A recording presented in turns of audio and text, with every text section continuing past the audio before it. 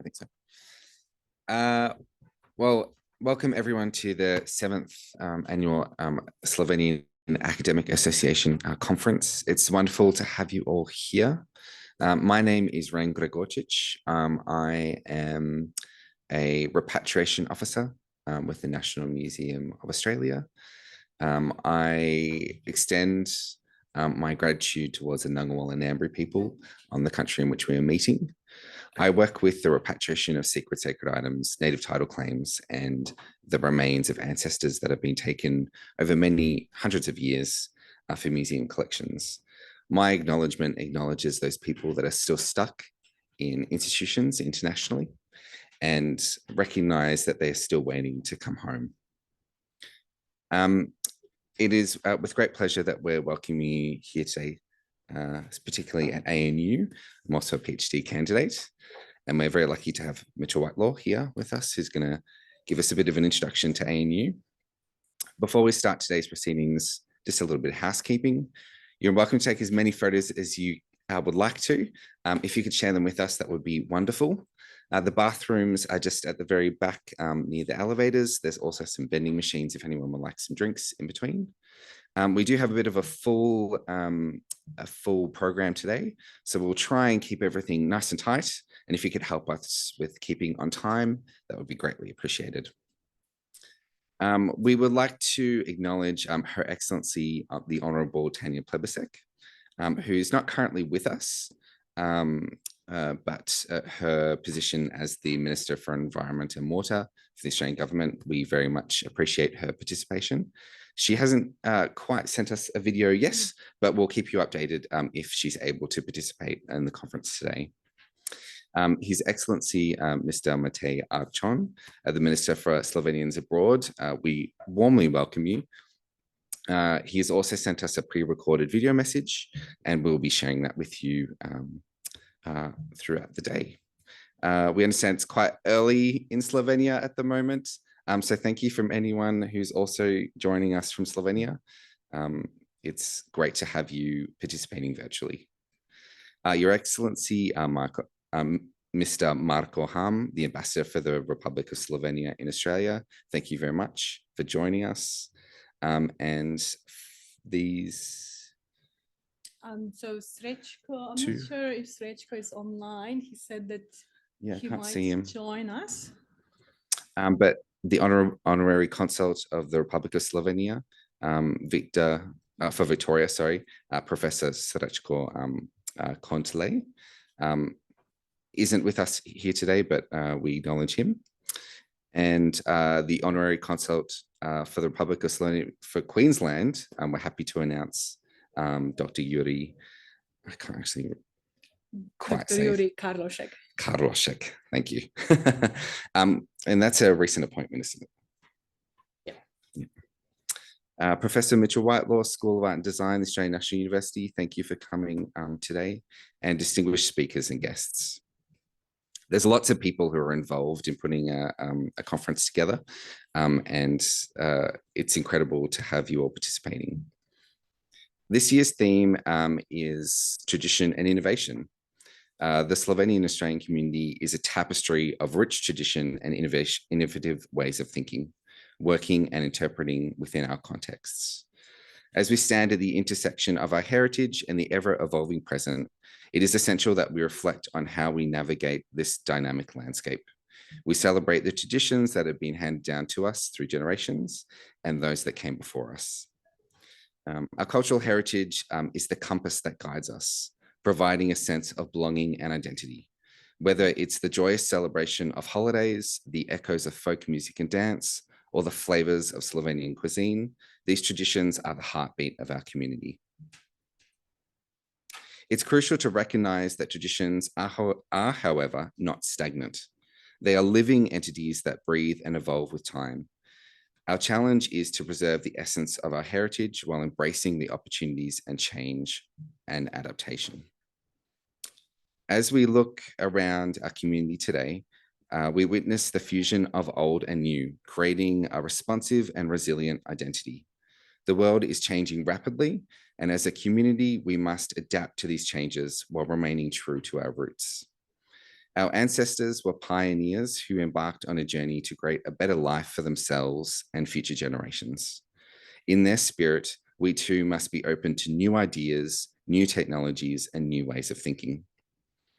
In the contemporary Slovene-Australian community, innovation is evident in various facets of our lives, whether it is the use of modern communication tools to connect with our relatives overseas, the embracing of new technologies and new ways of thinking, or the support for innovative business models and ventures. In these activities, we are weaving innovation into the fabrics of our community. Today is a fantastic opportunity to hear and learn from our really terrific panelist speakers as we engage in critical thinking about our place within the tradition innovation paradigm. Thank you for being here today. And I'm going to now welcome Dr. Kaja Antlej, the president of the SAAA, to formally welcome you as well. Thank you, everyone. Thank you, Ren, for organizing this fantastic event.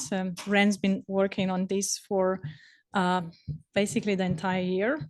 Let me help how to move. Okay. Najprej prisrčen pozdrav vsem udeležencem današnje konference, tako tistim tukaj v Canberri, kot tudi vsem vam online. Hi everyone, to all our participants of today's conference here in Canberra, as well as to those online.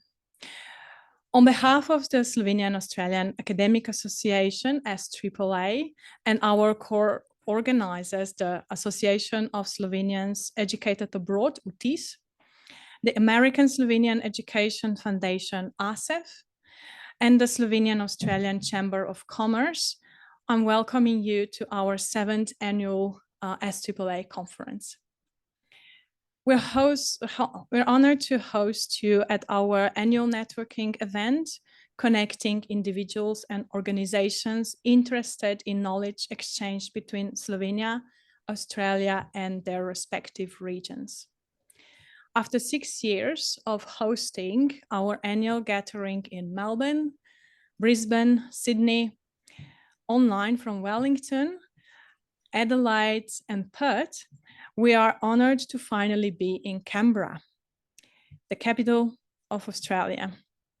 We are delighted to begin to again meeting our old and new friends and supporters of this association.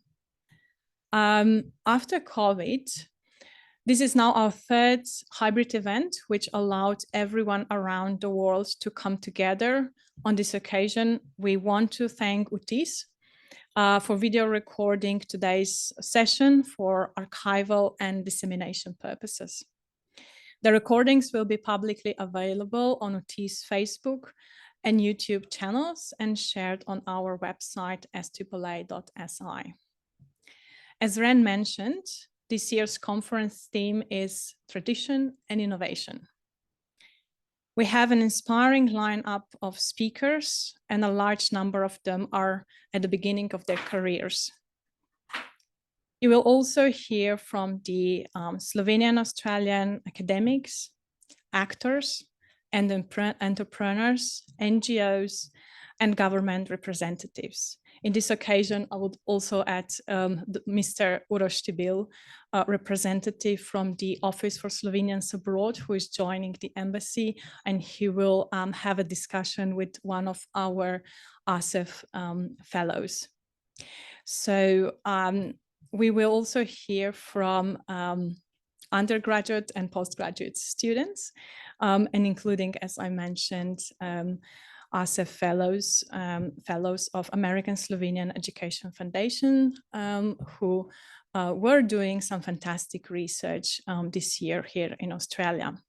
So our sincere gratitude to the sponsor of the event, the Government Office for Slovenians Abroad, our hosting partner, the Australian National University, thank you, and our supporter, the Embassy of the Republic of Slovenia in Canberra. Thank you so much. Also, thank you all our speakers. Quite a few are here today in person in Canberra, and all those online, for joining us today from various time zones. Bear in mind, in Slovenia, it's very early. We wish you a fruitful day.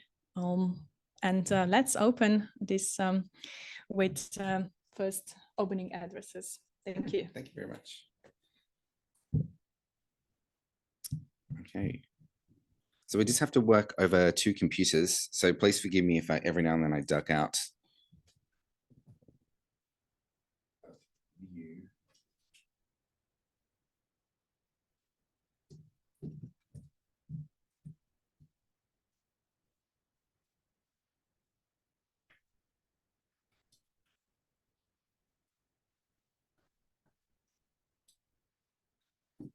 Just to give you a bit of an overview of today, we'll be starting off with Professor Mitchell Whitelaw and going through until about 1:45. We'll have a great opportunity for people to be able to chat and network with each other over lunch. And then we'll come through to the mid-afternoon, and then we'll have a break, and then we'll be finishing around 4:45 and 5. So without further ado, I'd like to welcome Associate Professor Mitchell Whitelaw from the Australian-Australian University to come and discuss his digital design and cultural projects. Thank you very much, Mitchell. Thank you very much, Ren. Thank you all for having me. It's a great honor to be joining you for this conference. And on behalf of ANU, I wish you a very warm welcome to our institution. ANU is an institution that really aims to connect Australia to the rest of the world. And so it's lovely to be making this connection with you today. If you can just enter the slideshow mode, Ren. There, I think we can go from there. Here's that one.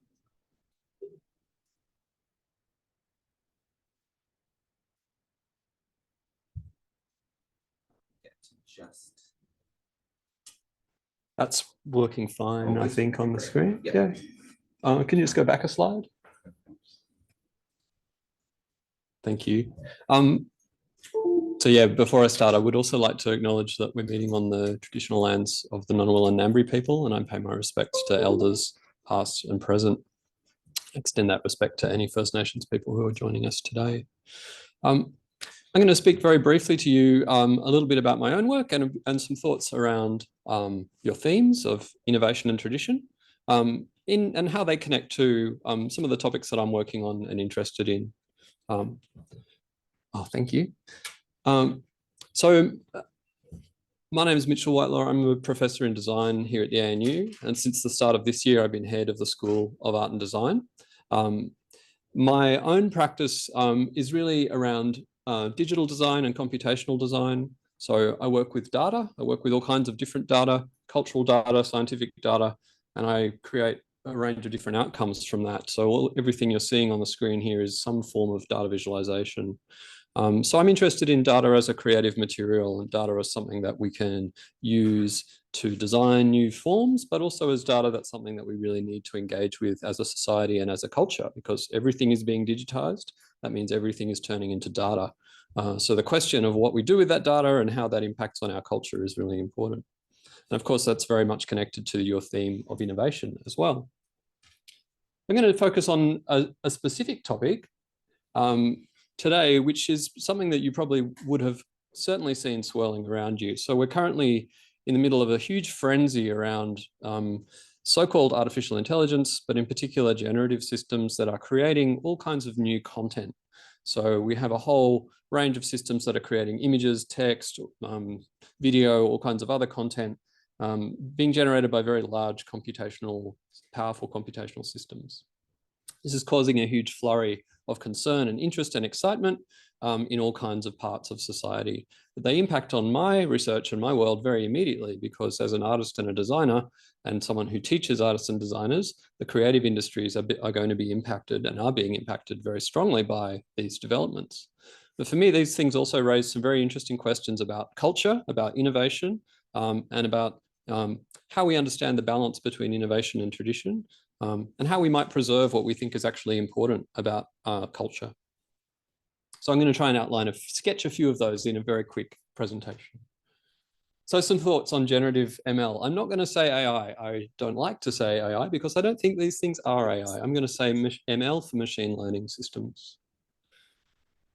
It's compulsory with these talks to start with an ML generated image. So here's mine. This is a design professor giving a talk at a Slovenian academic conference. This was generated by Stable Diffusion.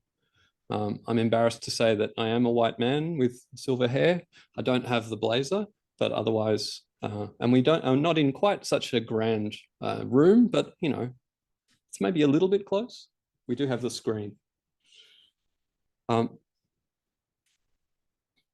So I'm going to focus on a kind of a diagram here with you today and use this to discuss some ideas. So I want you to think about a distribution of cultural production in a kind of a mathematical way. So this is kind of a Gaussian distribution. It's kind of a blob, right? And so we could imagine this as a picture of the way that culture is made. Some parts of culture are in the center of this distribution and some parts are at the edge. So things that are common or typical maybe are in the middle. They're the kind of top of the distribution. Some of the things that are very rare or unusual are at the edge of this distribution. But culture actually is the whole thing. Culture consists of common things as well as very rare and unusual things. And actually, I would argue that it's important that culture consists of that full range of things. So I'm going to kind of talk about this distribution as a way of thinking about generative machine learning.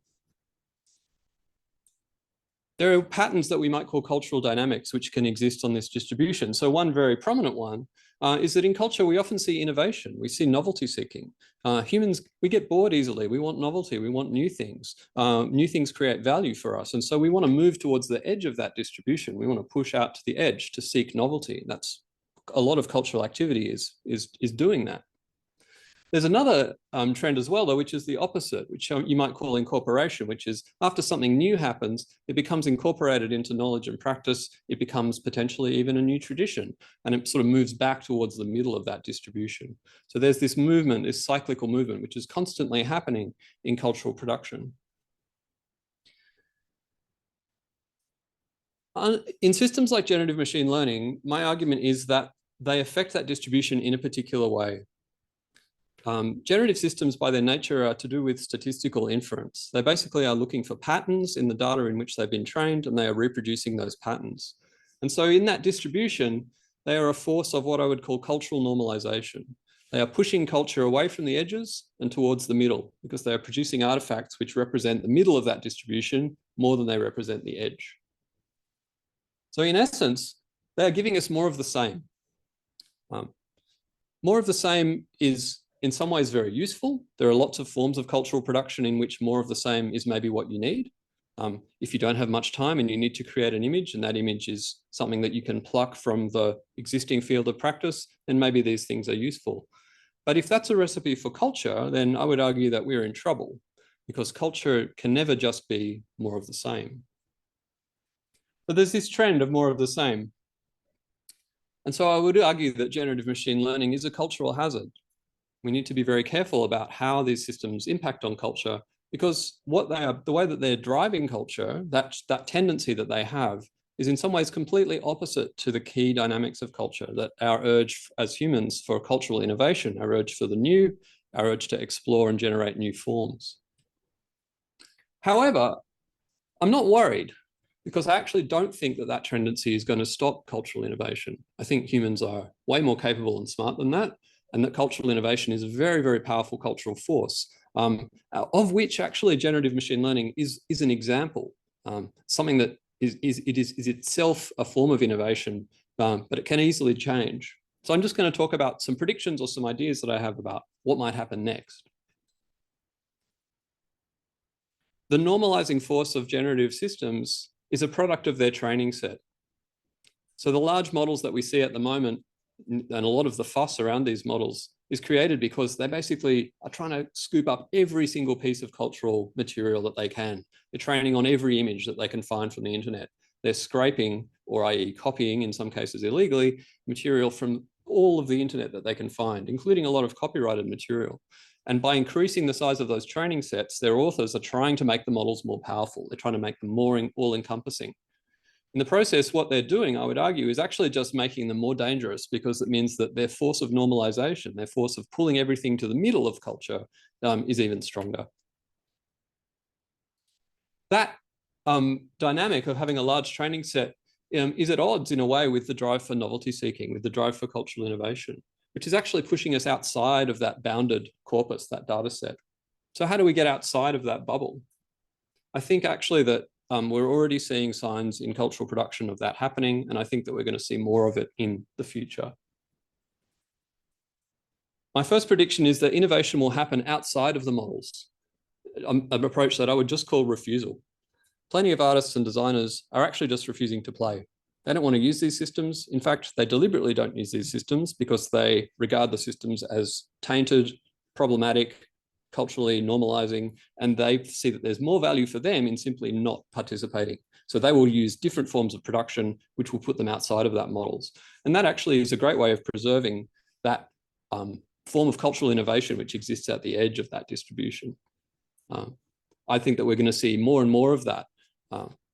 As the models become more hyped and more prominent, there will be a backlash against them, and increasingly artists and creative people will just decide to not participate. That in itself is a form of innovation. The other thing, which is maybe we're seeing less evidence of now, but I think we have seen evidence of, is a kind of pluralizing. We will also see not less big models, but more small models. So instead of there being huge platforms which are owned by giant tech companies at the moment, which are extremely costly to train and extremely costly to run, that's a big centralizing kind of force in this field. We will see a proliferation of much smaller models, and they will be stranger. They'll be more boutique. They will be more specific, and they'll be trained by artists and designers to do very specific things. So each one of these models might be trained on a field which is very relevant to a specific project or very relevant to a specific creator. They might be actually licensed material. They might be the IP of a particular artist or designer, and that model then becomes owned by that artist or designer. So we will see a proliferation of new models, which will have their own kind of dynamics, which will sit at the periphery of this field of cultural distribution. That will be a way of ensuring that we continue to have cultural innovation, that we continue to have strange new things and experimental forms and new forms of expression and meaning, which are actually vital to the process of culture continuing. The big force of cultural normalization is attractive in some contexts for some reasons, but it's not a recipe for a thriving culture, I would argue. I think as these developments roll on, we'll see some interesting moves that will preserve the production of new cultural knowledge. That's all I have for you this morning. Thank you very much. Welcome again to the ANU, and I hope you have a stimulating and productive day.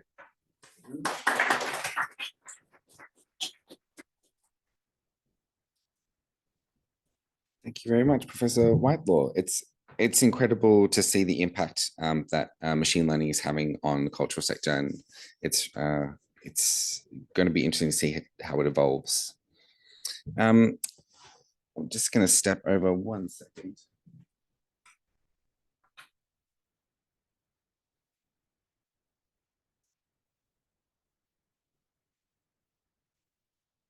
Someone else to do this.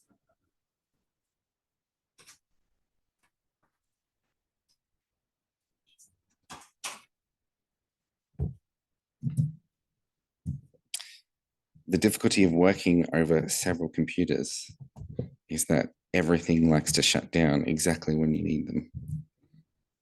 And this is a part of what it is to innovate. Complications. Thank you very much. And we're just going to work to our next speaker.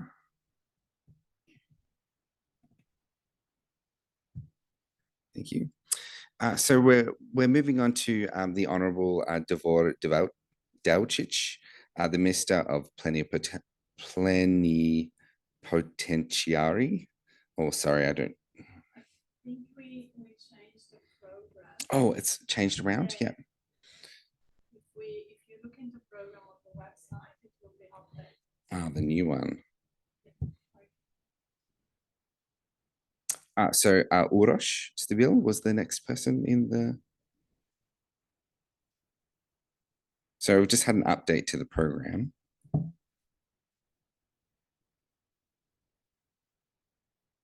Or if you know the program a little bit better than I do.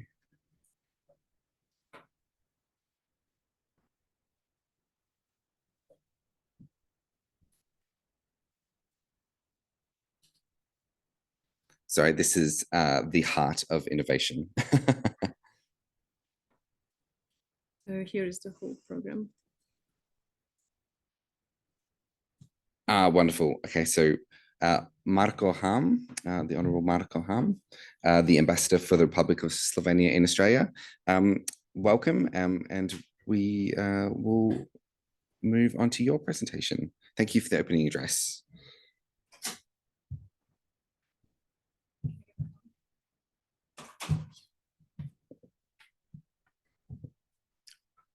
Well, I'm a traditional person. I still have a print. Which is probably more reliable. I can put it in my pocket. Huh? So the president and members of the Slovenian-Australian Academic Association, dear participants, I begin as well today by acknowledging the Ngunnawal and Ngambri people, traditional custodians of the land from which I'm speaking to you today, and pay my respect to their elders past, present, and emerging. It is my honor and pleasure to address your conference today, this time in my city, Canberra. The title of your 7th annual conference is Tradition and Innovation. Let me share a few thoughts on how I see it from my perspective. Respect of tradition is vital to preserve our identity. Some would say the present is only a phase between the past and the future. Tradition roots us, connects us with our forebears' history, and places us into continuity of the current of history of the place where we were born and our culture in the widest sense. It can help us not to be lost in the modern world where there are so many opposing, some would say conflicting, but tempting paths and choices, and we are free to choose with which culture, religious, philosophical, political, or other view or product we identify. We can pick, choose, chew it and swallow it, or spit it out and go to the next one. Sometimes innovative ideas give the impression that they are new, but are sometimes only old abandoned ideas that throughout generations didn't bear fruit and were dismissed and forgotten because they didn't survive the test of time. However, not every traditional practice fits into the modern world. Why? Because there were innovations in the sphere of philosophy and science that changed our perception of reality and morality. When we talk about preserving tradition, this should not be an excuse not to change anything. However, innovation should not be the reason to unnecessarily and without proper reflections about its long-term consequences, tear down the foundations of the narrow society where we live as individuals, or international order that brought after the Second World War relative peace and stability to the world, and caused unprecedented social and economic development to the vast majority of nations. Cautious gradualism seems to be a good way out. Stability is the key word in this context, since it is a prerequisite for the long-term planning and economic and other policies, investments, etc. The world order, as we have it now, managed to create a very conducive environment for this. However, times change and economic prosperity, or at least substantial economic progress of certain countries, have brought aspirations in other, more political spheres of power sharing. On the other hand, sometimes this same ambition of certain countries are a result of failed domestic policies and a means to refocus attention from its own failures on the so-called unjust international system. Now let's focus on you as the Slovenian-Australian Academic Association. Are you, in my view, part of tradition or part of innovation? You are both, and that makes you special. The core of your association is its academic dimension. However, you have chosen to contextualize it within your Slovenian and Australian identities, which is somehow traditional. And I, of course, I'm happy you did it. On the other hand, your association is, in the context of organizational tradition in Slovenian diaspora, innovative, since you brought an academic focus into it. For this reason, you are important also in the wider picture of relations between Slovenia and Australia. The main product that Slovenia is famous for in Australia is, of course, our Kranjski sausage. In recent years, we also wanted to spread the awareness about cornelian bees. Then our sportsmen, like the cyclist Gregorčič, also helped to promote Slovenia. However, we live in modern times and Slovenia has changed a lot. It is more than sausages and bees and traditional music. It's a prosperous, developed country that just recently adopted its very first own space strategy. We are a nation that produces not only great sportsmen, but also academics, scientists, and artists. In short, you. We are proud of you and we're grateful to you that whilst pursuing your careers in Australia, which is quite innovative for an average Slovenian, you didn't forget where you come from. By associating your names with an academic organization that has the adjective Slovenian in its name, you are contributing in a good, traditional way to our endeavors as an embassy to promote our Slovenia in Australia and strengthen the links between the two countries. Thank you for your attention, and I will be glad to welcome you all those who registered at the evening in my embassy, and I wish you all a successful discussion today. Thank you for your attention.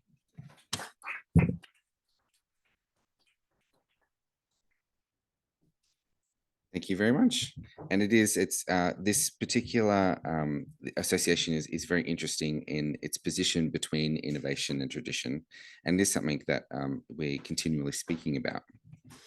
We're very excited now to be able to present to you a video message. I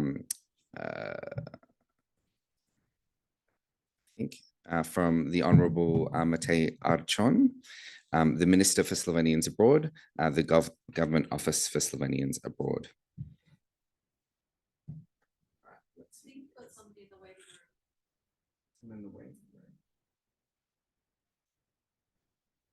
I'll get Nika to look at that one. Spoštovani govorniki, organizatorji in udeleženci današnje konference. Spoštovani govorniki, organizatorji in udeleženci. Sorry, you might hear that a few times.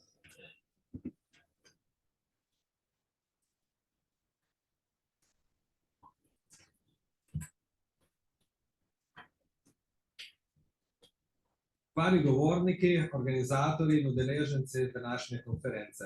Drage rojakinje in rojaki, prijatelji Slovenije. Kot ministra za Slovence v zamejstvu in po svetu me še posebej veseli, ko imam priložnost nagovoriti mlade generacije rojakov po svetu, ki ohranjate slovensko identiteto, kulturo in jezik.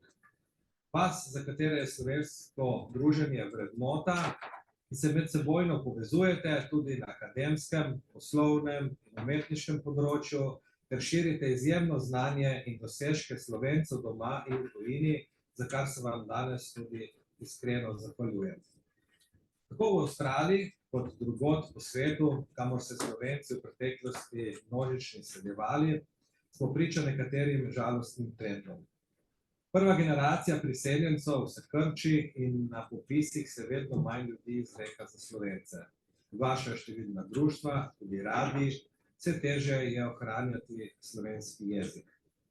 A po drugi strani nam dogodki, kakršen je današnji, vlivajo optimizem, da slovensko skupnost v Avstraliji čaka svetla prihodnost. Naši rojaki v Avstraliji, pripadniki druge, tretje generacije izseljencev in mladi migranti, ste izredno perspektivni, uspešni ljudje, ki ste v svetu, ki ste v veliko čas domovini in ki se, čeprav živite na drugem koncu sveta, imate tam svoje družine, prijatelje in uspešne kariere, zavedate svojega slovenskega porekla in ste še kako ponosni nanj. Lahko bi rekli, da ste simbol tega, kar je tudi naslov letošnje konference, tradicija in inovacije. In cilj in naloga našega urada seveda je ohranjanje, krepitev in razvoj slovenstva v skupnem slovenskem kulturnem prostoru. Ta prostor ni več geografsko, niti ne nujno jezikovno omejen, ampak je prostor interakcije, prostor pretakanja informacij, ljudi, virov in dobrin in v to v najširšem pomenu kulture od umetnosti preko znanstveno-raziskovalne sfere do gospodarstva in še marsičesa. In to je prostor, ki ga z vsebino polnijo prav pobude, kakršna je tudi vaša. Ali kakršna je doslej prva slovensko-avstralska koprodukcija. Film Moja Vesna, režiserke Sare Kren, Slovenke, ki dela in živi v Avstraliji. Hvala vam za to in nadaljujte po tej poti. Bodite odprti, inovativni, radovedni, ustvarjalni, ambiciozni, prodorni, pogumni. Bodite vse to in še več. Izkoristite vse, kar vam ponuja Avstralija in svet. A ne pozabite svojih korenin. Tako kot drevo, tudi ljudje, brez njih ne moremo rasti in ne kljubovati vetrovom. Jaz vam iskreno želim nadvse uspešen dan in vam pošiljam prijetne pozdrave iz vaše in naše Slovenije. Spoštovani govor,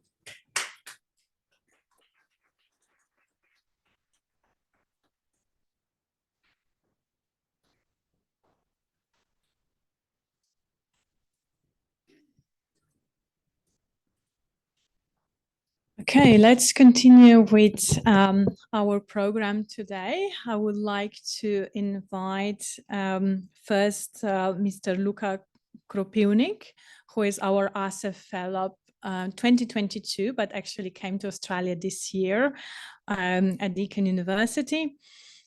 He will first talk a little bit about the American Slovenian Educational Foundation, ASEF, and then about his research on current Slovenian communities in Australia. After his talk, we will invite Mr. Uroš Stibilj from the Embassy of the Republic of Slovenia, who is coming from Slovenia as a representative for the office Slovenians Abroad, as mentioned before, to talk a little bit more about the future of Slovenian communities in Australia. After those two presentations, we are very honored to facilitate the conversation between Mr. Stibilj and Mr. Kropivnik. And we're really looking forward to this discussion before we then go to Nika from VTIS, who will present a bit of their association, and that will be a bit of a blended, and VTIS will also run networking event during the lunchtime, while we will be having a physical lunch here. So Luka, are you online? Hello, yes I am. Okay, great. Yeah, so please you can share our screen and put it into presentation mode. The floor is yours. Great, so hello, it's a great pleasure and honor for me to speak today at the conference of Slovenian-Australian Academic Association, even though it is actually already 3 o'clock in the morning in Slovenia, where I'm speaking from. Today I will briefly introduce ASEF, the organization that has sponsored me and many of today's speakers on the next panel to undertake a research visit to Australia under the mentorship of Slovenian professors. Slovenian, okay, let's see if this works. Yes. So the American Slovenian Academic Foundation brings together over 90 Slovenian professors and researchers around the world, working in over 25 research areas at over 50 universities worldwide. The organization offers Slovenian students a 10-week research visit to the USA, Canada, Australia, New Zealand, the UK, Denmark, Austria, and the Netherlands. Students work under the mentorship of Slovenian professors and researchers and are involved in their projects and programs. At the same time, many students approach professors with their own projects, and professors and researchers help advise and provide institutional support to the students. It is worth mentioning that Slovenia ASEF students has already produced a number of bachelor's and master thesis that have been produced in collaboration between a Slovenian student, her mentor, and the co-mentorship of ASEF professors and researchers all over the world. ASEF also offers another form of mobility, which is perhaps even more interesting than a visit abroad due to the nature of the conference. ASEF therefore also offers the Visit Slovenia program, which allows young people from with a Slovenian background an option to visit a Slovenian university, research institute, company, etc. in their field of study for 10 weeks. In addition, this activity also supports the learning of Slovenian language and culture. Okay, I see that there are some. Yeah, you're not sharing. You're not continuing with presentation, Luka. Okay, so I'll share this. Better now? Yes.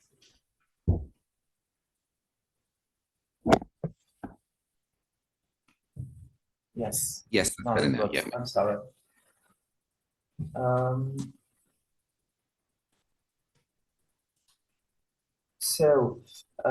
As of 2019, there are 7 ASEF professors in Australia and New Zealand, which have already been attended by 18 students from Slovenia. And I dare say that this has been, and for some of you who are now also live at the conference in Canberra, an unrepeatable and exceptional experience. And it's worth mentioning that there was one student who participated in the Visit Slovenia program from Australia in 2021. So we would encourage those to be present all the more to spread the word about the opportunity and to encourage anyone who is interested to apply. All information is available on our social media channels and on the ASEF website, which you can easily reach with QR code presented. At the same time, we would like to invite you to join our ASEF community as potential mentors for students from Slovenia. You can find all the information you need on our website, or you can contact our office in Ljubljana, whose contact details are also listed on the website behind this QR code. So now I would quickly move on to my ASEF visits to Australia and the little research I did in Australia between February and May this year. So many authors point out that the Slovenian community around the world is facing a so-called generational transition, when vital parts of the social life of the diaspora are being taken over by the younger generations. Australia is a special case of a non-European destination for Slovenian migrants, in addition to the established Slovenian community, which was formed mainly as a result of migration in the second half of the 20th century. The number of new immigrants from Slovenia has been increasing in recent decades.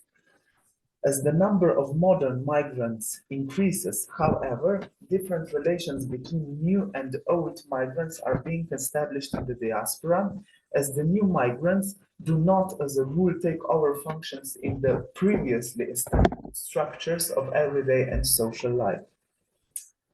The two groups differ in several areas, from the socio-political and economic context of migration itself, the mode and course of migration, transnational links, to the way in which communities are established, or the forms of sociality that emerge, which can also be the basis for the formation of belonging between old and new immigrants.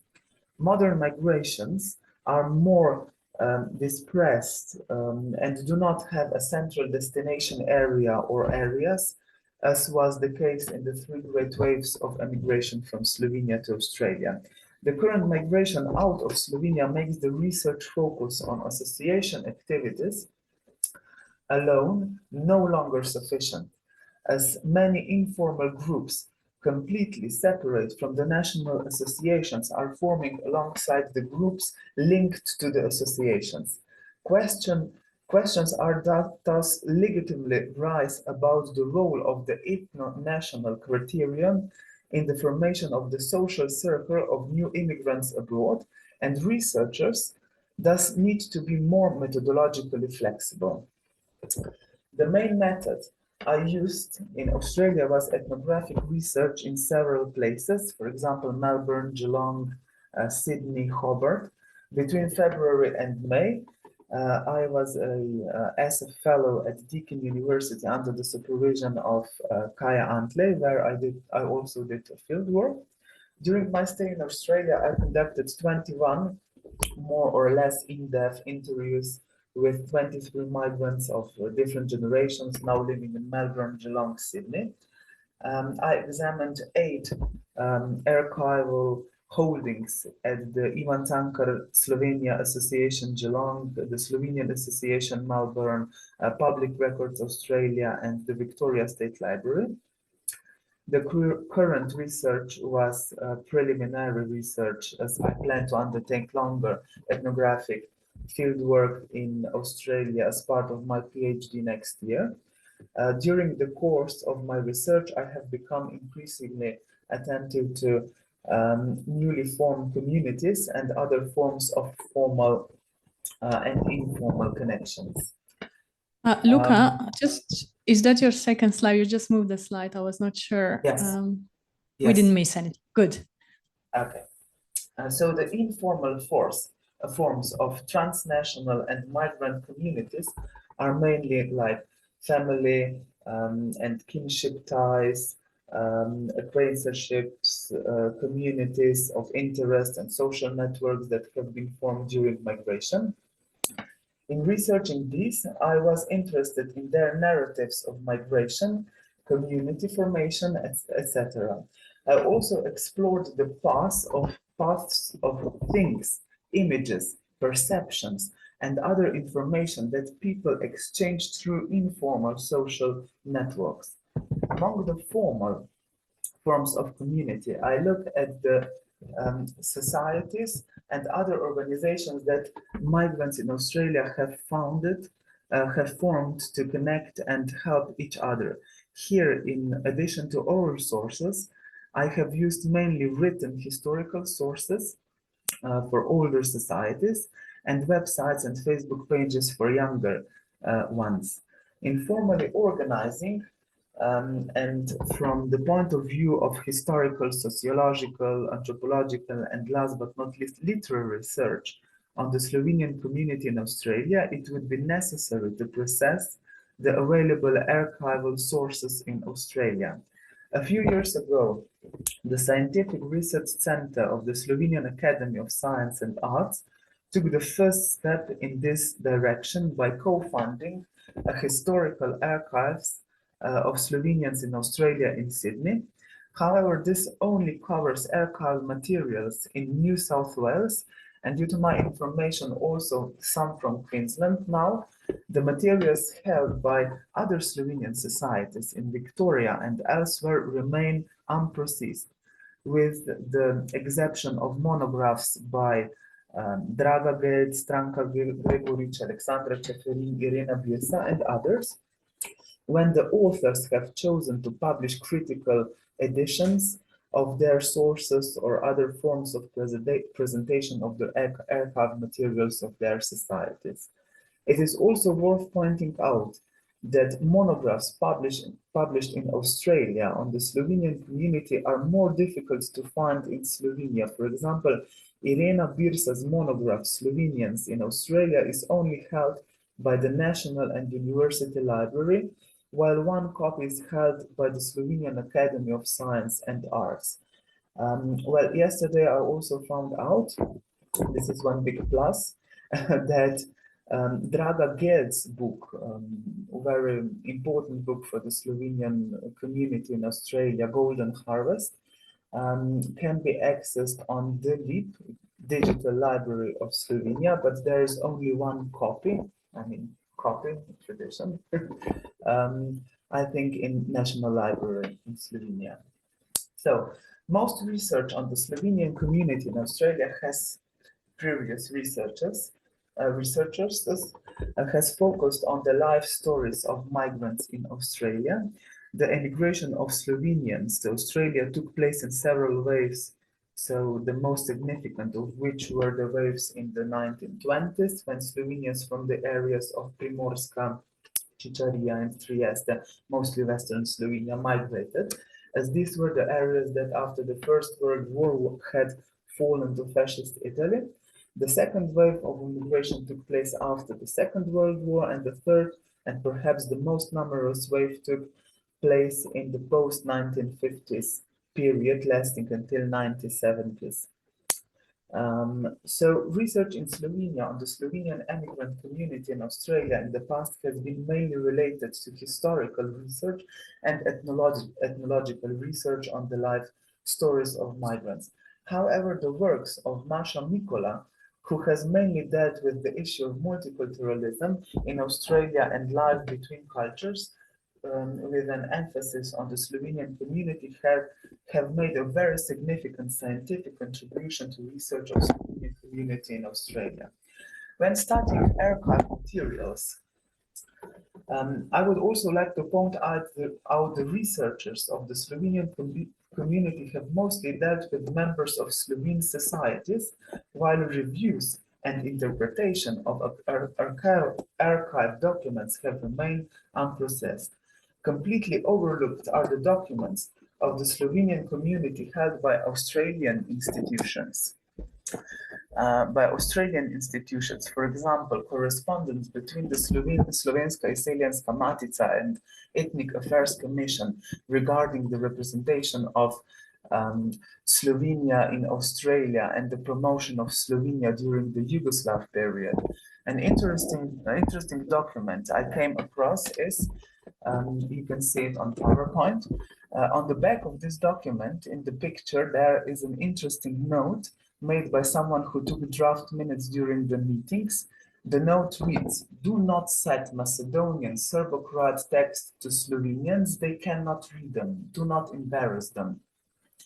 This also shows the knowledge of Slovenian community on the part of Australian authorities, which brings me to another problem. This is the archival sources related to migrants who are categorized as Yugoslav migrants and even earlier Austrian-Hungarian migrants.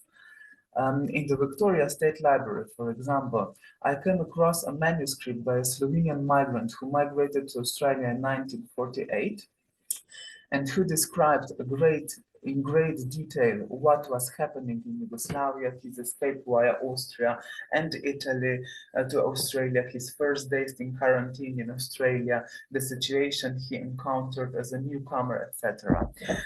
Since he was a migrant who traveled from Jesenice in 1948, he is therefore listed in fonts as a Yugoslavian migrant.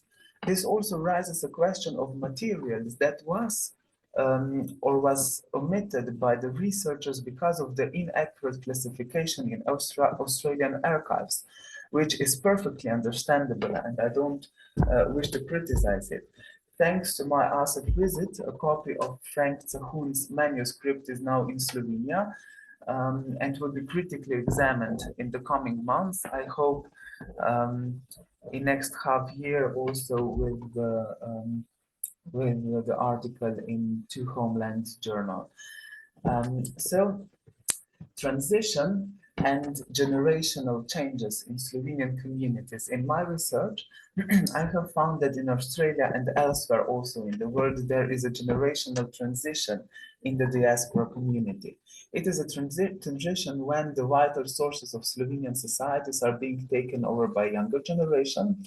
Australia however, has a specific situation, as it is a destination where new immigrants from Slovenia arrive, but they do not usually integrate into existing Slovenian community structures. Furthermore, members of the third and fourth generations of Slovenians are also moving out of the formal forms of organization. The research question here is the role of informal networking and the new potential role of the ethno-national criterion as a criterion for networking also in informal situations. I myself assume that this is a specific situation between the community forming a third or fourth generation and the second community formed by the new immigrant. This is actually new first generation, I would say.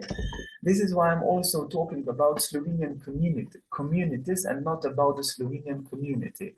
In the case of the third or fourth generation of Slovenians in Australia, we can speak of almost complete assimilation, while the new immigrants are in fact the new first generation, as I already mentioned. Compared to the first post-war generation, they also have a completely different educational structure, career plans and goals. The question of the ethno-national criterion and the formation of a new formal and informal groups, those presents me with an even greater and more interesting challenge. So, to conclude, the specific migrant situation we are witnessing among Slovenian communities in Australia requires researchers to shift their research focus from formal and organizing to more informal forms of organizing in a globalized world. It makes sense from the perspective to also study the path of images, representations, objects, and ultimately ideas that migrants from Slovenia bring and in some cases also realize in Australia. And now the other thing, as I will be actively engaged in the next few years with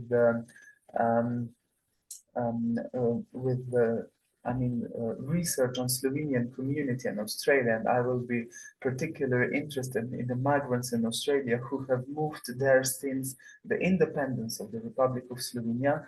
I would really like to ask all of you gathered here if you would be willing to participate with me in the form of interviews and sharing your experience when I'll be on my field work in Australia next year. And you can also see my email address. So thank you very much, and I'm looking forward for the discussion.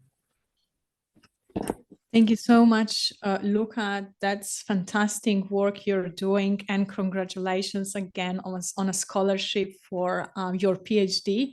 We're super proud of you and really welcome you again back in Australia. And we will help you distribute invitations to our members who might want to participate in your research. So see you again, Luka, very soon. But yeah, Luka, stay online, please. Now we will have Mr. Uroš Stibilj, and Ren will help us with the PowerPoint that Mr. Stibilj sent. And after that, it will be my pleasure to facilitate the conversation between Mr. Stibilj and Mr. Kropivnik. Thank you very much. Just a second.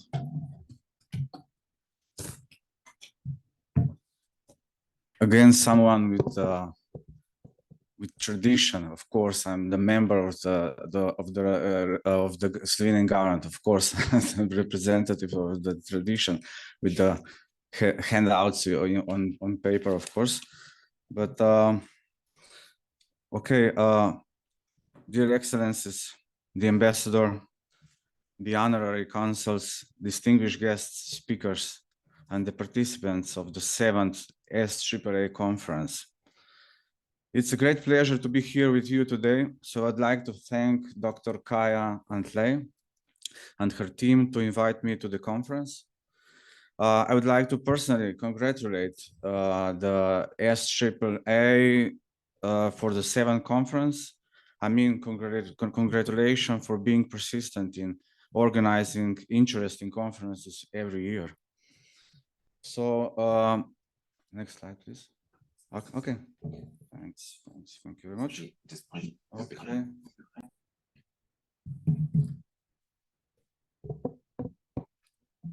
Yep.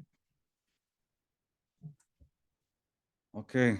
So at the beginning, just a few words about me. I've been working for at the Embassy of the Republic of Slovenia since the mid-September this year. But before I worked at the Governmental Office for Slovenians Abroad. when I was responsible for the Slovenian community in overseas countries. But I think not so sure that the word responsible is the right one. It's probably more fitting to say that I was the contact between the Slovenian government and the Slovenian community overseas what I tend to do today is to speak about how the Slovenian government deals with the Slovenians and Slovenian diaspora overseas. But today my focus won't be on the consular assistance provided by the Slovenian embassy in Canberra, but instead I will focus on the work of Governmental Office for Slovenians Abroad.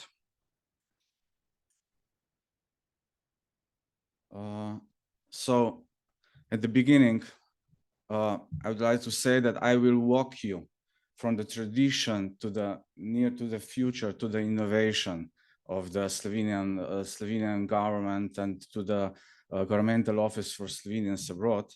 So I would like to start with the beginning, how everything started.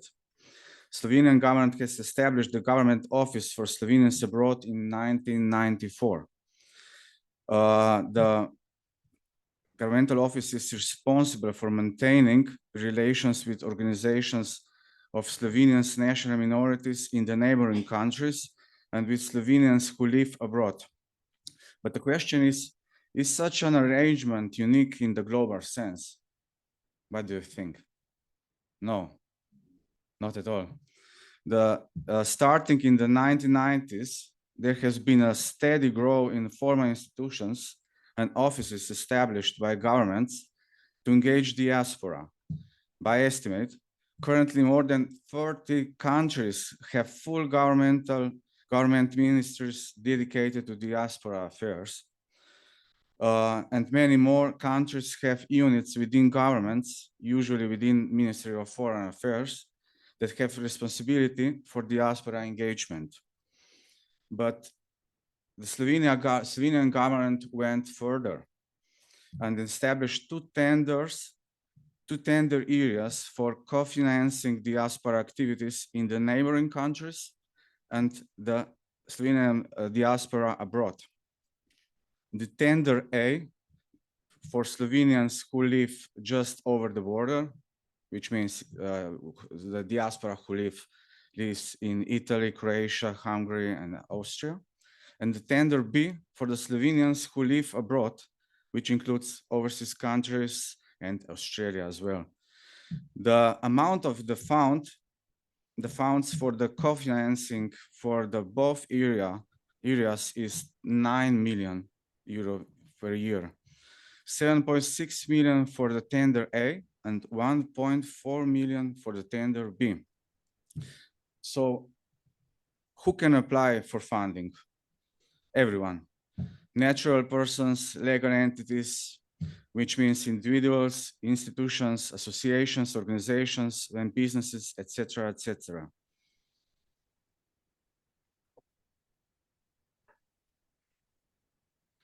But what are the objectives and priorities of the public tender? The Governmental Office for Slovenians Abroad has set up objectives that applications must fulfill, which are preserving the national, linguistic, and cultural identity of Slovenians around the world, maintain the structures and activities of Slovenians around the world, and operation and integration of the field of the young people and for young people in the field of economic and science or education. Besides that, the Governmental Office for Slovenians Abroad set up two special priorities, which are to encourage activities to strengthen the knowledge of the Slovenian language among the Slovenians around the world, and to encourage participation of young people in the activities of culture, sports, and other social societies of organizations and institutions of Slovenians around the world. But the question is, why these two? Well, challenges faced by Slovenian communities in all countries are the same. The first challenge is how to preserve the use of Slovenian language or how to increase the usage of Slovenian language. And the second is how involve young people, young persons to participate in activities of the Slovenian associations.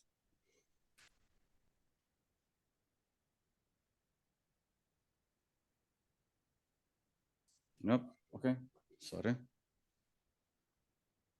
Nope.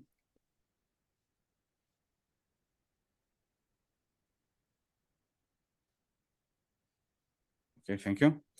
These standards tend to be very flexible, as is shown in the number of projects which are supported by the office.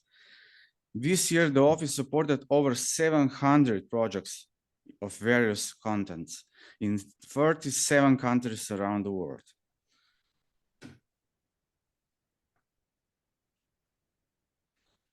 But what will happen in the future? That is the 1 million question, I would say.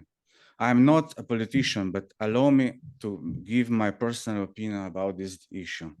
I would say that some of the clubs, associations will still be operating in 20 years' time for sure. But I also believe that many umbrella organizations will be created that will manage to connect the different clubs and associations on the national level or even or a wider regional level. I would say that demand of the Slovenians around the world will be forced to produce such a global Slovenian associations by itself. Proof of this, I would say, are the some new global associations as ASEF, VTIS, and SAAA as well. Okay, that would be all from me, and I'm open to discuss the issue in more details. Thank you.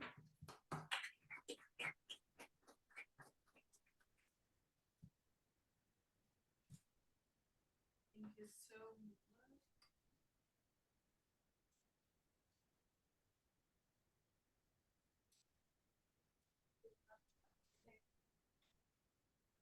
Hey, do we hear me? Thank you so much, Mr. Stibilj. That was fantastic talk. And it's great to see the transparency that you are doing at the office. Now we have a bit of time, and we also have Luka still online, and we'll run this conversation in a little bit of an informal way. Do we have any questions for those two speakers?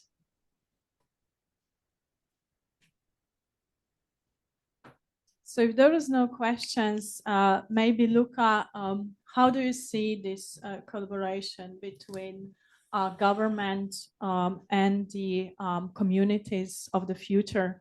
Where do you think that we could leverage the tradition and on the other side, very innovative spirit of Slovenia? This is something what me and Uroš already talked, I think, quite a lot. Yes, well, I think that one very big plus of the governmental office for Slovenians abroad is their flexibility with the financial support, and I think that they should work on this to also, I mean, non-formal parts, or let's say, yeah,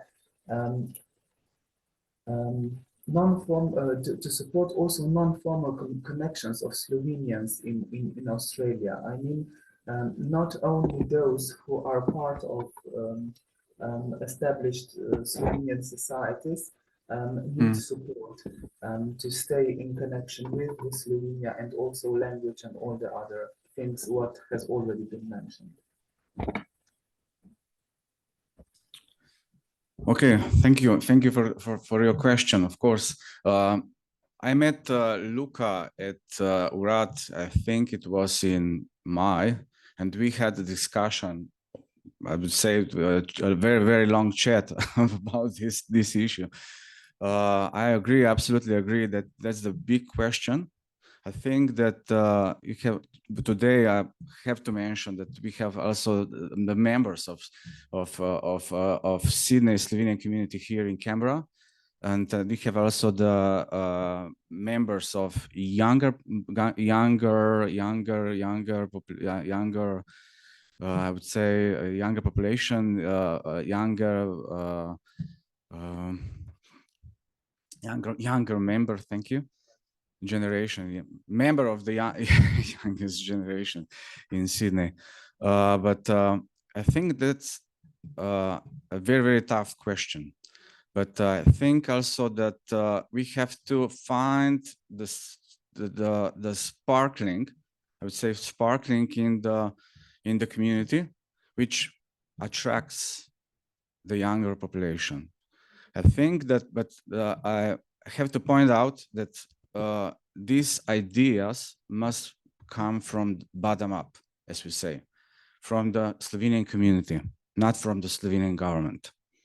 So I would say also that we had some talks about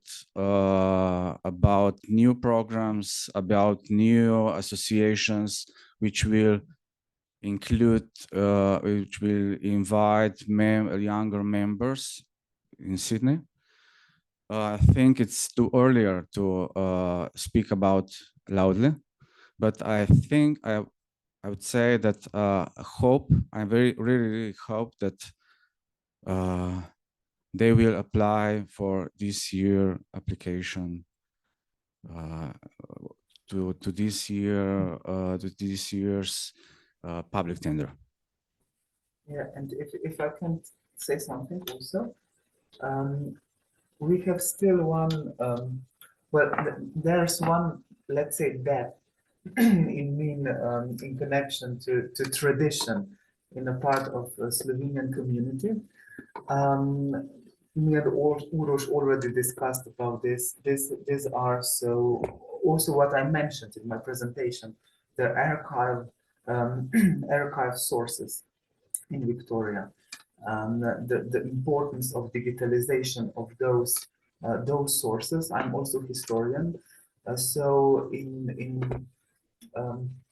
if we want to make serious researchers, serious historical researcher of Slovenian community in Australia, also in this tradition part, I can see that what they did in Saaa, it's enormous work what they did, but in Victoria we still have some archives which are not digitalized, and it would be really good to just to get access somehow also for the students and other historians from Slovenia, just to see those documentation and to point out maybe something new. And the other thing is also when I went to Victoria State Library, Public Records of Victoria, and so on, there are still some documents which should be included in the interpretation of those parts of history, Slovenian history, connected to Slovenian migration to Australia, and also the first years when they got to Australia. Thank you. We have a couple of questions from the audience. Hello, Edmund Goldrick here. Talking in terms of funding that is given out, the focus is always on keeping the Slovenian language alive among the Slovenian diaspora. Is there any appetite for promoting the Slovenian language generally, or having broader language classes that encompass the diaspora and the community, but also promote Slovenia in general?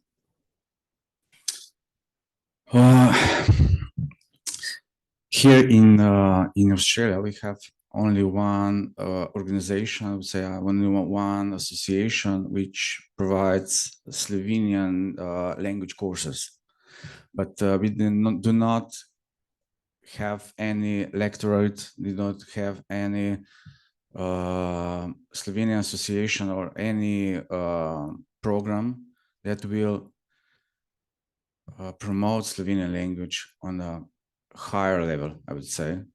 But my question perhaps would be, how important is Slovenian language to keeping Slovenian national identity in Australia? I don't think it's the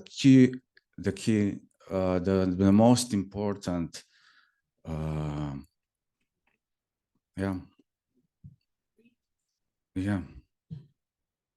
Because when I was at the RAT, Governmental Office for Slovenians Abroad, I was also responsible for the Slovenian community in the United States of America. There are so many Slovenian associations, and their Slovenian identity is so high. But on the other side, they do not speak Slovenian anymore. They are the members. They are the part of the fourth Slovenian generation, and then I don't think that Slovenian language is the crucial part of keeping the Slovenian national identity. So I would like to ask Luka, what are your thoughts about the Slovene and the importance of the Slovenian language? Yeah, well, thank you. I can agree on this, but I think that one of the things that should be considered is the reopening of the lectureship for the Slovenian language at an Australian university. I'm not sure, but I think that the last one was closed in 2000 and something, I don't know, at the beginning of the century. So I think this could be also the first step, pointing out that Slovenian language as a part of the, I don't know, linguistic departments at maybe for the beginning one Australian university, which can also give support to the community and everything. I know that Center za slovenščino kot drugi in tuji jezik, Center for Slovenian as a second and foreign language, it's very, very active, and maybe this could be one connection how also Australian University and Slovenian University of Ljubljana, for example, because the center is part of the University of Ljubljana, could start very good cooperation, giving first lectures to the students, to the linguists, and all the other who would be interested in this in Slovenian language, and also to support Slovenian community, the older one and also new Slovenian community, the new first generation and second which will come and so on. Thank you, Luka. We have another question from the audience. Hello, yeah, my name is Danica I. I'm from the Sydney community.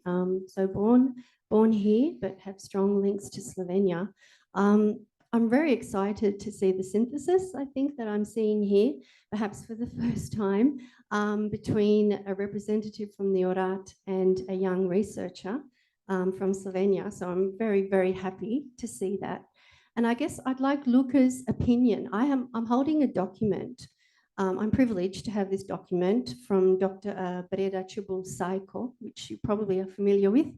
And its title in Slovenian is Oblikovanje smernic za strategijo medsebojnega sodelovanja med Slovenijo in potomci prvih generacij Slovencev v Avstraliji. And the reason I'm bringing this up is based on what I'm hearing.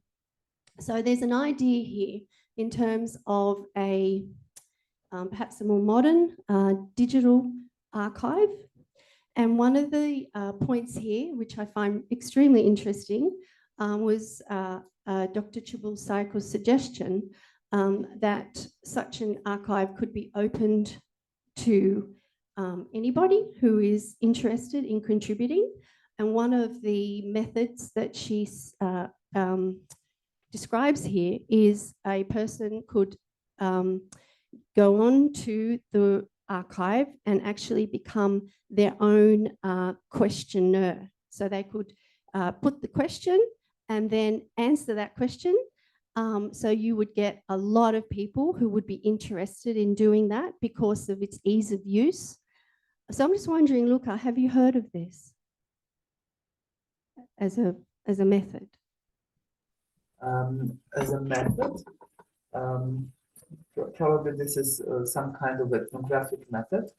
The other thing, that the work of Gregorčič is very important, also connected to the Slovenian historical archives in Sydney. And well, yeah, I know that there were some questionnaires which they did, and they sent them to Slovenia. They are now at the archives of the Republic of Slovenia, but it's really hard to get to them because of the GDPR. There are a lot of personal information. So how to work with those documents and how to present them? Well, I'm not quite sure, but I think that the first step definitely is to bring to get access, to give access to all the interested people just to work with those. I'm not sure if I answered your question because I had some problems with the connection, but I hope that's okay. Maybe we can write on email. Thank you. We have another question from the audience.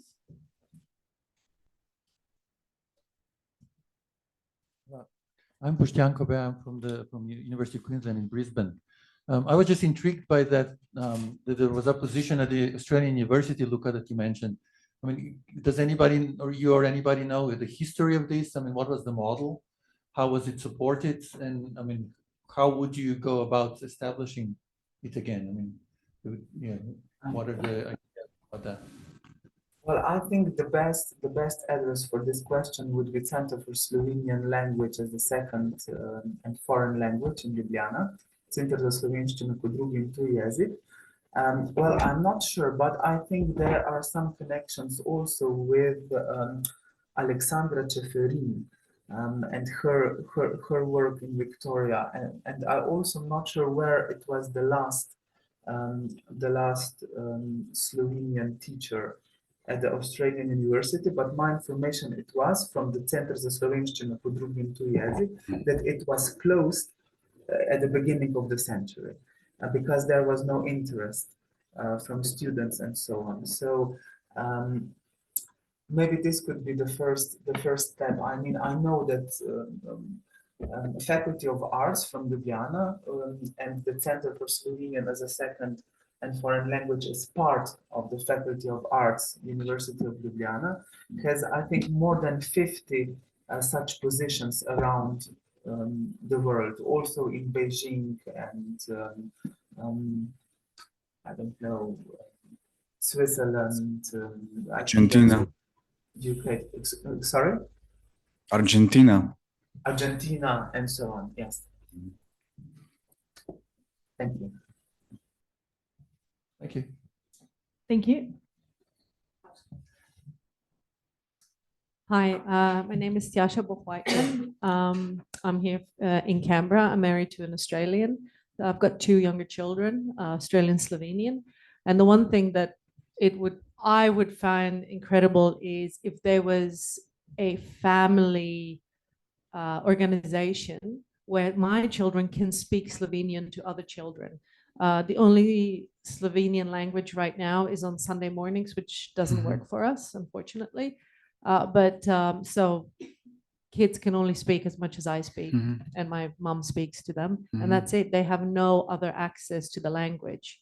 And of course, it's hard because they go to English schools, and when we do work, we do it in English as opposed to Slovenian.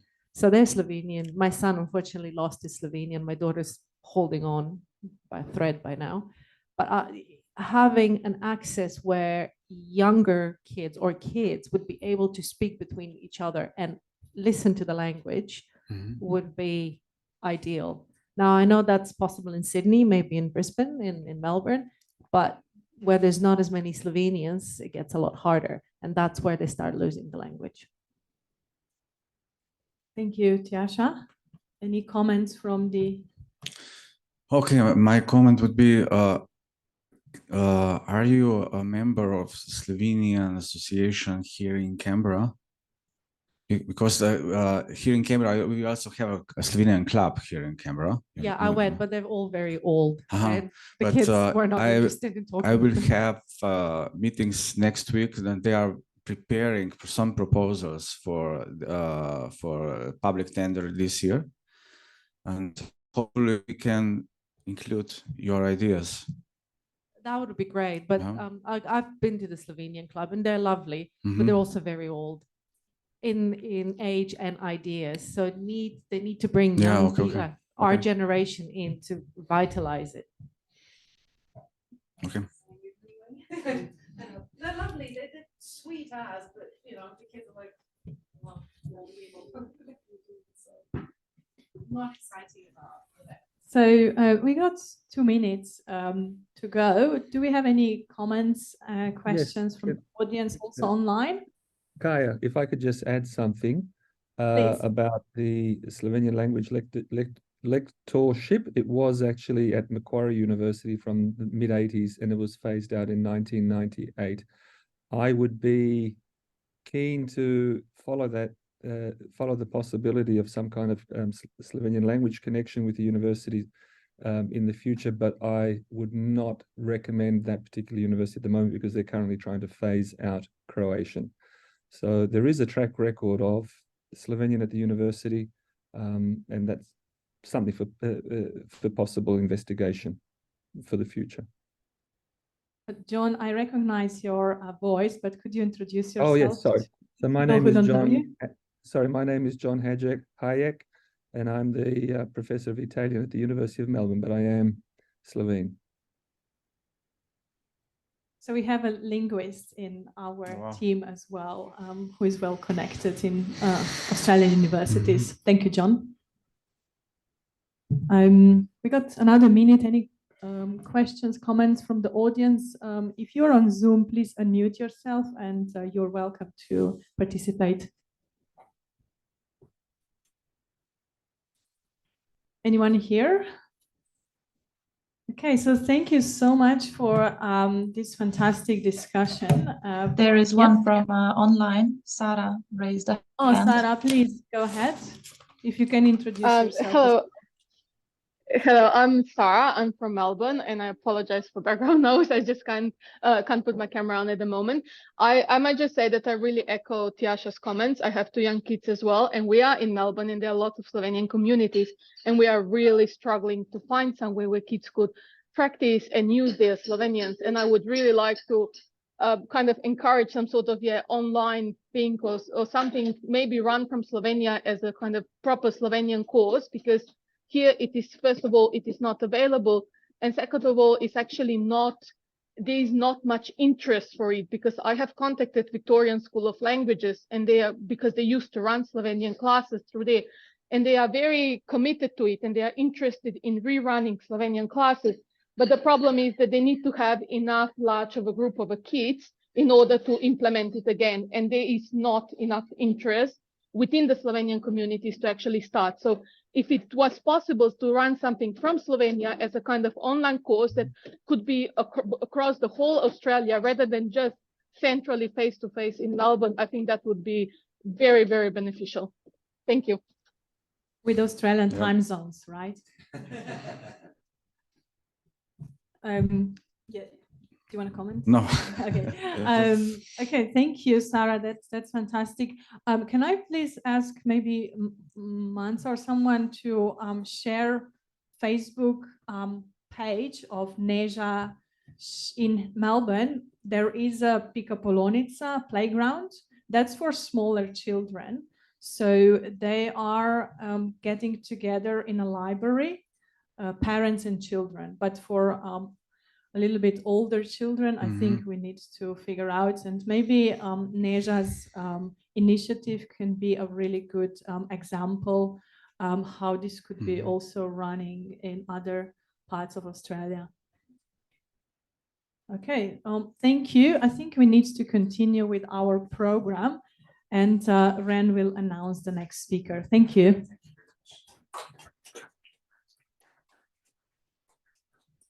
Thank you for everyone for participating in that conversation. It's something that's evolved and continues to evolve, and something that we continue to come back to. And myself as being someone who has come from a post-war migration family, our context again is quite different, and the way that Slovene was spoken was very different, and the politics around that. Interestingly too, something that we haven't really addressed as a community too is the impacts of the White Australia policy from the 70s, the impacts that that had, particularly in the Melbourne diasporas.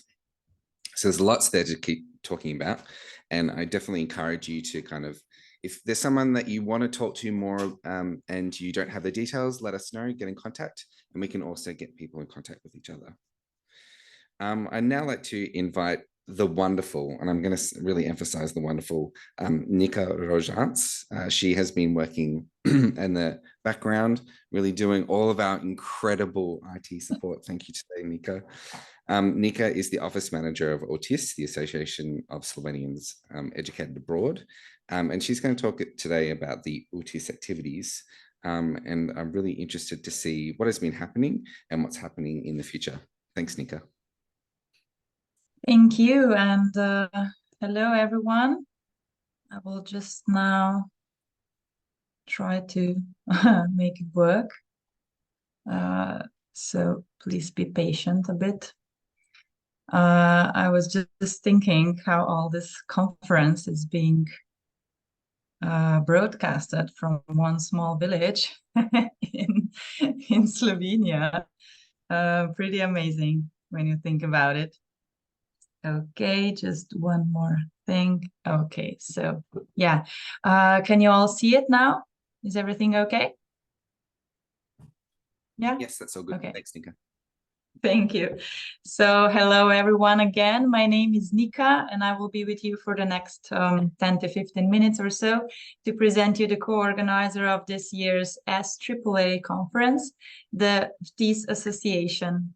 VTIS in Slovenian means impression, but the word itself is also an abbreviation that in English we would call Association of Slovenians Educated Abroad. We are a non-profit volunteer-based association, and we are a worldwide community of Slovenian experts, pioneers and researchers committed to promoting the circulation of Slovenian knowledge. We like to use this word, and we like to realize it as well, in opposite to the brain drain that is happening, but we like to make it live, so the circulation of Slovenian knowledge. We have almost 2,500 members already, all around the world, also in Australia, but mostly in different European countries and the USA. A person can become a regular member of our association if you have a Slovenian citizenship and if you have a confirmed full-time study or research program at a foreign university. So people who do only like Erasmus exchanges are not our primary focus. This is connecting Slovenia and the world. This is our mission statement. We are on a mission to connect, empower Slovenians to make a positive impact at home and abroad. And the main goal is also, of course, to connect Slovenians who study abroad, live or work with their peers while being deeply connected with the local industry, institutions, governmental bodies. Our organization is serving as one of the nation's key enablers of innovation, knowledge sharing, and international collaboration, because in Slovenia there actually isn't one central office to keep eye on everyone who goes study abroad. So our association comes in very, very helpful also for a lot of organizations. This year we celebrated the 10th anniversary already. This is a picture from July's celebration. This is not everybody, this is just the volunteers. It was a really nice celebration. So 10 years and going strong. What do we offer? The VTIS Association, we help make informed decisions about studying abroad. For example, just this week, we hosted the VTIS Roadshow event with the title, Everything About Studying Abroad. We are the point of contact for many questions for young people who are just thinking about studying abroad or are not sure about this. And due to the diversity of our association, we can almost always find someone who can help answer many questions. Next is that we offer support and mentorship with studies, work, or returning to Slovenia. This is also very important to us, taking care of the connection with the homeland. Many members want to return to Slovenia after finishing their studies, but do not know how or cannot find good connections. And the association comes in and helps them with this, together with partner companies that are looking for different job profiles. So we are also the contact point for coming back. Next, we connect members with common interest, both locally and globally, which can be, as you can imagine, very beneficial for all included. Members get to see what other Slovenians in their field of expertise are doing. Maybe they find an inspiration this way, another path of education, or even a new job. And we keep members updated on emerging opportunities in Slovenia. Okay, oops, that was too fast. And how do we unite our scattered community? In two ways. The first of which is with the help of local committees, which we have established in 15 countries of the world, and whose task is to organize live local events, whether formal or informal. And this is how we are co-creating the local community. And very important thing is to build new friendships. As you can imagine, when you move to some other country, knowing that you have some community of people who speak your language is very good. So this is what we are trying to do with our local events and local councils. So we have 15 of them in Austria, Belgium, Czech Republic, France, Ireland, Italy, Canada, Germany, Netherlands, Slovenia. The Scandinavian local committee is gathered together with from Denmark, Finland, Norway, and Sweden. And then there's Spain, Switzerland, Great Britain, and of course, United States. Who is doing the job there? Our perfect volunteers. Most important are the heads of local councils. So these are simply devoted volunteers who love to bring the community together. In this volunteer role, they encounter personal development opportunities in areas of leadership, communication, project management, and they are also responsible for bringing together the local community and being the key point of contact for the embassy, for example, and members and reporters, etc. Next one are local council members. They are very important for vital part of the community because they also organize events for the members in a certain country. And another way to connect is online. And for this purpose, we use the Slack application, which really allows us to connect with members. It's very easy to find members this way. The fastest way, actually, this is how also we avoid using a lot of emails. Nobody likes to have full inbox. So Slack is doing really great job for us, and that's how we are co-creating a professional network that it's both coordinated because we post here updates and invites to different events, and it's also spontaneous. Members can talk one-on-one when they need to. Last but not least, I have to mention our mentorship program. Our mentoring program has just started, and this year we also renovated it and thus improved it. which is also reflected in the record number of applications. In the end, we connected 80 mentor pairs. We are very proud and happy about that. Our members participate in the program as mentors who want to give back to the community and empower everyone who is looking for clarity in either their academic or career path. The program is more focused on people who have already finished or are finishing their studies and are thinking about what path to choose for the future. Here, mentors with the experience who have already done such a path can help them a lot. Luka earlier talked and presented a bit about ASEF organization. I just want to say that ASEF is also our partner organization, but they are offering, as he told you, scholarships. This organization doesn't offer scholarships or anything like it, but just the community and connections, just to make it clear so you can imagine it better.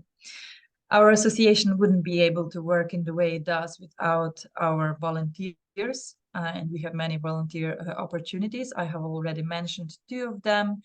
So head of local council and members of local council are the ones that are building local communities.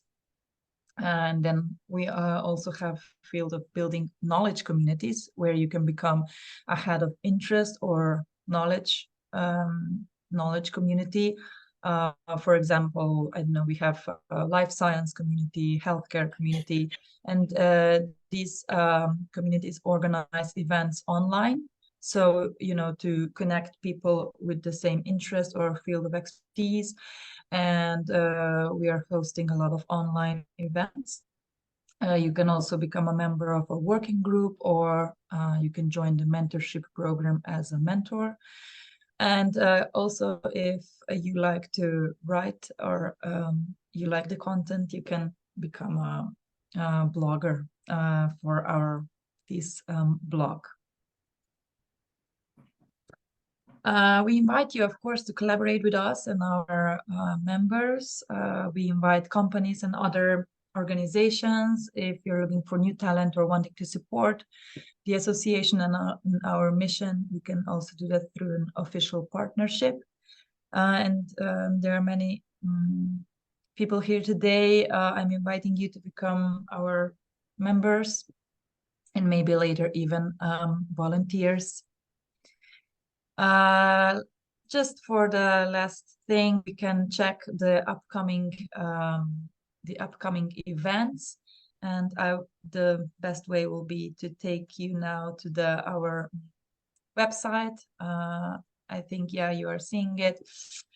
It's in Slovenian, but we also have it in English, but I don't know, I forgot to put in the English version. Anyway, as you can see, a lot of events are taking place now in the last 2 months of this year.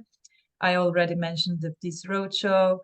Just yesterday, 4 events took place, 2 online and 2 live. So in Austria and in Germany, our members gather together. Tomorrow, so on Saturday, yes, it's Friday already. I had to think about it a bit. They are gathering together in the embassy in Den Haag in Netherlands. And these are some events of our interest group, as already mentioned. December is coming up, so members are getting together for Christmas markets or dinners, such as in Slovenia, in Zurich, so Switzerland, and in Czech Republic. But most important event of the end of this year is the 8th Symposium of Slovenian Researchers Abroad. It's a very important event where our members who are researchers, whether they're doctoral or postdoctoral researchers, have opportunity to present their work. It'll take place on 20th and 21st December 2023 in Ljubljana. So if you will be in Slovenia, you are kindly invited, but we are also going to broadcast it on Zoom, just like this today's conferences. We will have different panels, biodiversity, economics, science in art, or how would I translate that, and archaeology. Each panel has three panelists, so three VTIS members who are going to represent their research work. Okay, and yeah, well, that would be all from my side. I just want to thank again to our partners, especially the Council, Urad Vlade za Slovence v zamejstvu in po svetu. I do not know the translation, excuse me for that. I believe this is a government office that we all appreciate very much. So, yeah, as I said, I took you about 10 minutes of your time. I hope you enjoyed this small presentation, and I will see you all, the Zoom people, after that, our little gathering or networking. I'm sorry, networking is the right word, yeah. Yeah, thank you very much, Nika. So as you said, we do have a light lunch and online networking session with anyone who's online. So stay online and have a chat with your colleagues. And then here we'll be going downstairs for lunch. Everyone's welcome to join us. Before you go though, Nika, it'd be really interesting kind of following on from the last presentations. Would you be able to share any insights into, obviously VTIS has been incredibly successful, and we're really delighted to see the success that VTIS has had. Why do you think that VTIS has been so successful in its mission and continues to grow? And maybe do you have any insights into things that you've tried and haven't worked? Okay, so I think mainly the success is to the oh wait, I forgot the word. I'm sorry. It's mainly to the effort of people in local communities, in local councils, and you know, it takes a lot of effort and time if you're a volunteer to organize different events and keep the community together. And this is how the community grew and grew and grew. And because of, you know, fairly large number of members, we now also have assets to give back to partner organization or partner companies. Thank you. Companies, and also to Slovenia itself, you know, because with the development, they see us now as a good partner. So the Slovenia, the country, sees the VTIS association as a good partner for. So let me rephrase it like that. Let me tell you an example. A lot of governmental offices are writing directly to our office to help them with getting in touch with people in, I don't know, for example, the last one was in India or in Asia or something like that, because they do not have any records, official records of people studying abroad, you know. And so we are the main key point to that. And we could become that because of the effort, because of the spreading the word about the association for 10 years now, and for working on many events. As you could see, I just showed you the whole page of events, and behind all these events are just volunteers just people who want to keep the community together. So I think it's just a, you know, positive vibe that has to keep going. Fascinating. You Well, thank you very much. If there are some things that didn't work, I think. Oh yeah, anything that didn't work that you've tried that you... Oh yeah, many things. In 10 years, of course, you try a lot of things, and some of them work, some of them don't. But the good thing is that the things that don't work are easily spotted. They are spotted very fast. So you're like, okay, we're not going to do that anymore. For example, in the COVID time, we adapted very fast to the online events, and we had monthly Sunday meetings, like one Sunday per month, and they were really good during the COVID period. But when everything, you know, got back to normal, these events weren't visited anymore, and so we were like, okay, no, moving up to the next thing. Yeah. So yeah. All right. Well, thank you very much for your insights. We do appreciate it. This afternoon, we've got an incredible lineup of speakers, kind of divided into two groups. We're going to start off with Mrs. Nuša Dijak, Miss Tjaša Šavorič, and Danica Knežević. These three speakers are tied together through their creative process. And we're going to kick off the lineup with Nuša, who was an ASEF Fellow in 2022. Is that correct, Nuša? Yes, that's correct. Yeah, at Deakin University. And her talk is entitled Exploring Through Pottery, Creative Workshops in Australia. So if you'd like to go for it, Nuša, the floor is yours. Perfect. Thank you so much. All right. Can everybody hear me? Yeah. Perfect. Yes, perfect. So again, good afternoon in your case and good morning in my case. My name is Nuša Dijak and I'm a master's student at University of Ljubljana, Faculty of Education. And I'm currently completing a teaching program in the fields of arts education. I also completed my bachelor's degree at the same institution. And my previous research was focused on the illusion in painting, where I explored ways to create three-dimensional illusion in paintings and also investigated the illusion of two-dimensionality on a three-dimensional object. And currently my main focus is on my master's thesis, where I will dive into the use of color in art and also the impact of the observer. I'm really thrilled to be today in an online version though, because Australia is a little bit far. But first of all, I would like to express my really big gratitude for the honor that it has been to be selected ASEF 2022 Fellow and to get the opportunity to collaborate with my mentor, Kaja Antlej, who is also present here today, and the Slovene associations in Australia.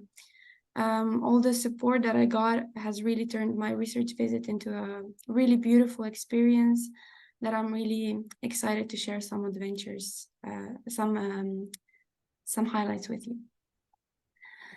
So here's today's structure. And as you can see, a big part of my speech will be dedicated to my experience in Australia, where I had the joy of leading the pottery workshops with the Slovene communities. I'm also going to take a little bit of time to present the research that I'm currently exploring, which is called Expressing Emotions Through Coloristic Art Creation via the Self-Portrait Motive. And then I will also, excuse me. Sure, sorry, you're only sharing your first slide. You're sharing the wrong image. Let me just check it out again. I'm gonna start again.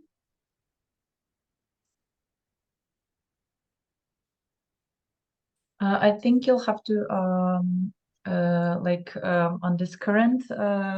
Oh, you can do it like this, but you can, click for the presentation mode, and then you have to click New Share.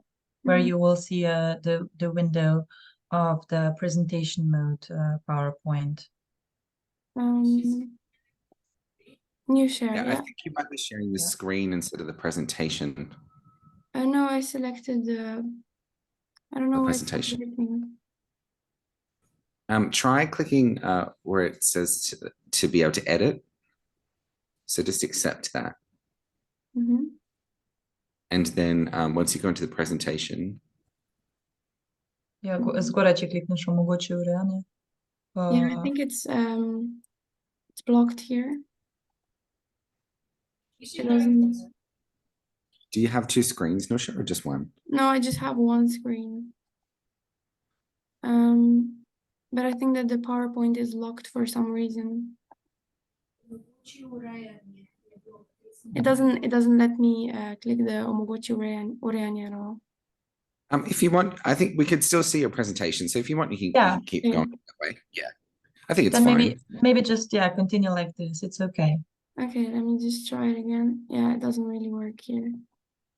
Well, yeah, then just click here on the next slides so we can see them. It's okay like this as well. Okay, can you see it over the whole screen though?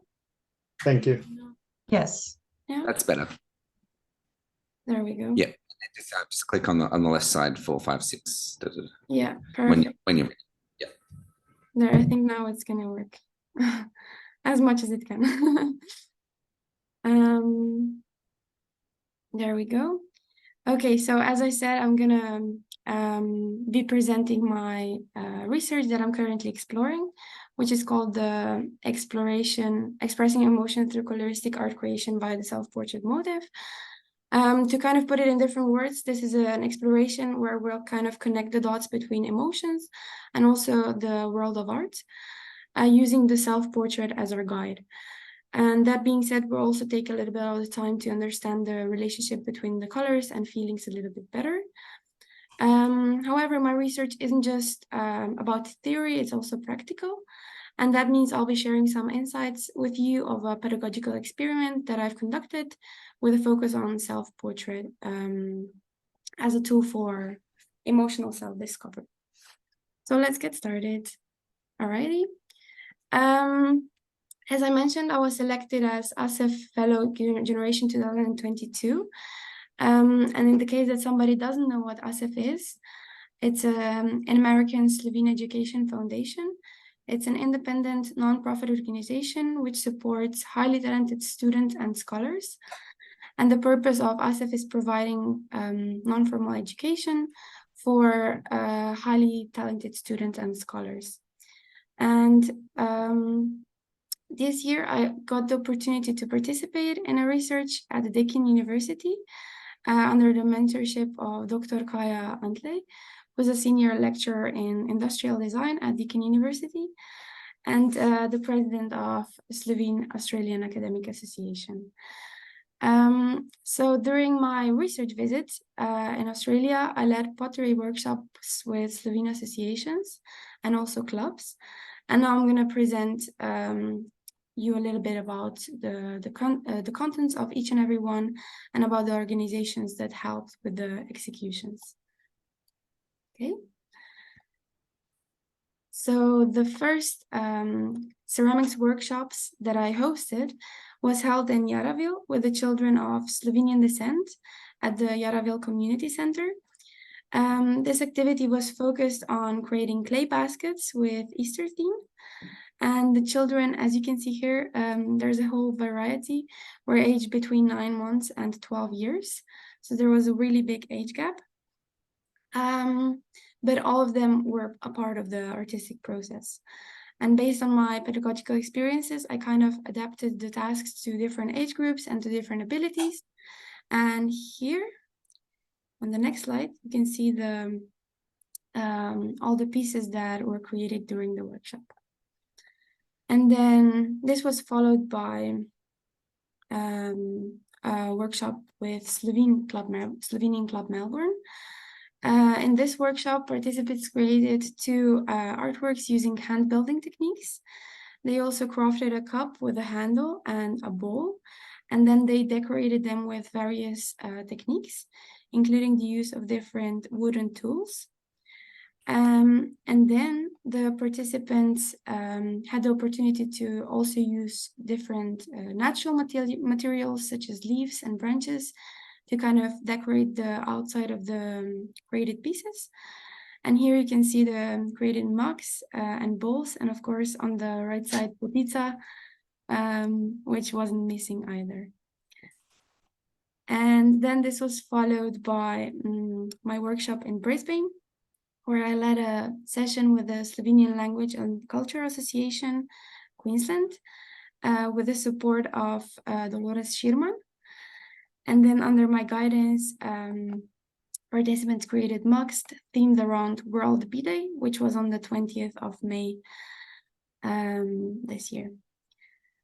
And then the final workshop that I hosted, here it is, was conducted in Geelong with the Geelong Slovenian Club. And club members created 2 really beautiful art pieces, also cups with handles, and they decorated them with wooden tools. But they also created a bowl, which was inspired by the Slovene Statehood Day theme, which is on the 25th of June. And maybe here you can really see, but they drew something thematic or draw about an event that reminded them of Slovenia on the outside of the bowl. And then in this group, the bowls and the mugs were also prepared for firing, because the group decided to biscuit fire, glaze, and then fire them again to make them suitable for kitchen use. So at the end of each workshop, I used a photogrammetric technique to create 3-dimensional scans of all the art pieces that we created during the workshops. And to kind of briefly explain what a photogrammetry is, it's sort of a system that gathers measurements and data about the object that we want to capture. And in our case, this was a pottery piece or pieces. And you can see an example here on the right side.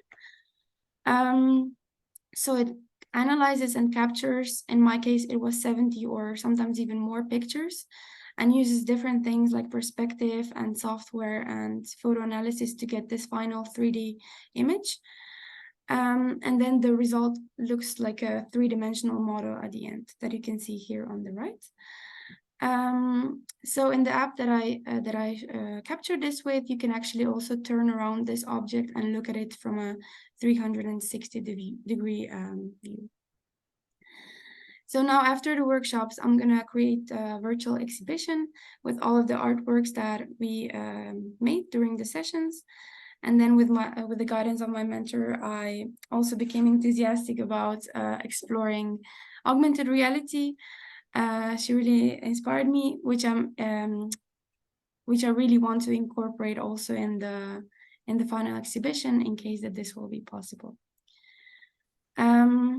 So apart from leading the workshops, I also visited Deakin University with my mentor, Kaja Antlej, where I gained first insight into how virtual reality and also other technologies work. For example, 3D printing in various forms. It was really incredible to see this in person. And this was my first encounter with such technologies. For example, with virtual reality in that way, and also with augmented reality. And that initially presented a really big challenge for me. But that's because my knowledge didn't really extend to those technologies before my research visit. So I had to invest quite several hours to kind of understand everything that's going on there and to familiarize myself. But nevertheless, throughout the research visit, I also attended a lot of different exhibitions and met and connected with fellow potters around Australia. And I also discovered their creative processes and also what inspires them, how they do their time management, and also the methods, for example, how they lead their workshops in case that they led them themselves as well. And then another really interesting thing that happened to me because of this kind of networking was that I was also invited to and attended a workshop on the Japanese raku firing technique, which was conducted by the Tasmanian Ceramics Organization. And you can see kind of already some pictures here. And this was a really, really new experience for me. And to tell you a little bit about the raku technique and how it went in general. So it is quite a demanding technique, and it requires a really big space out in the open. And in our case, this involved a heating of a barrel, of a handmade barrel, raku kiln, which you can see here on the left photo. And firstly, the pottery pieces had to get to precisely 1000 degrees until they started to glow bright red. This you can see on the picture on the left side, especially on the pieces of the bottom of the kiln.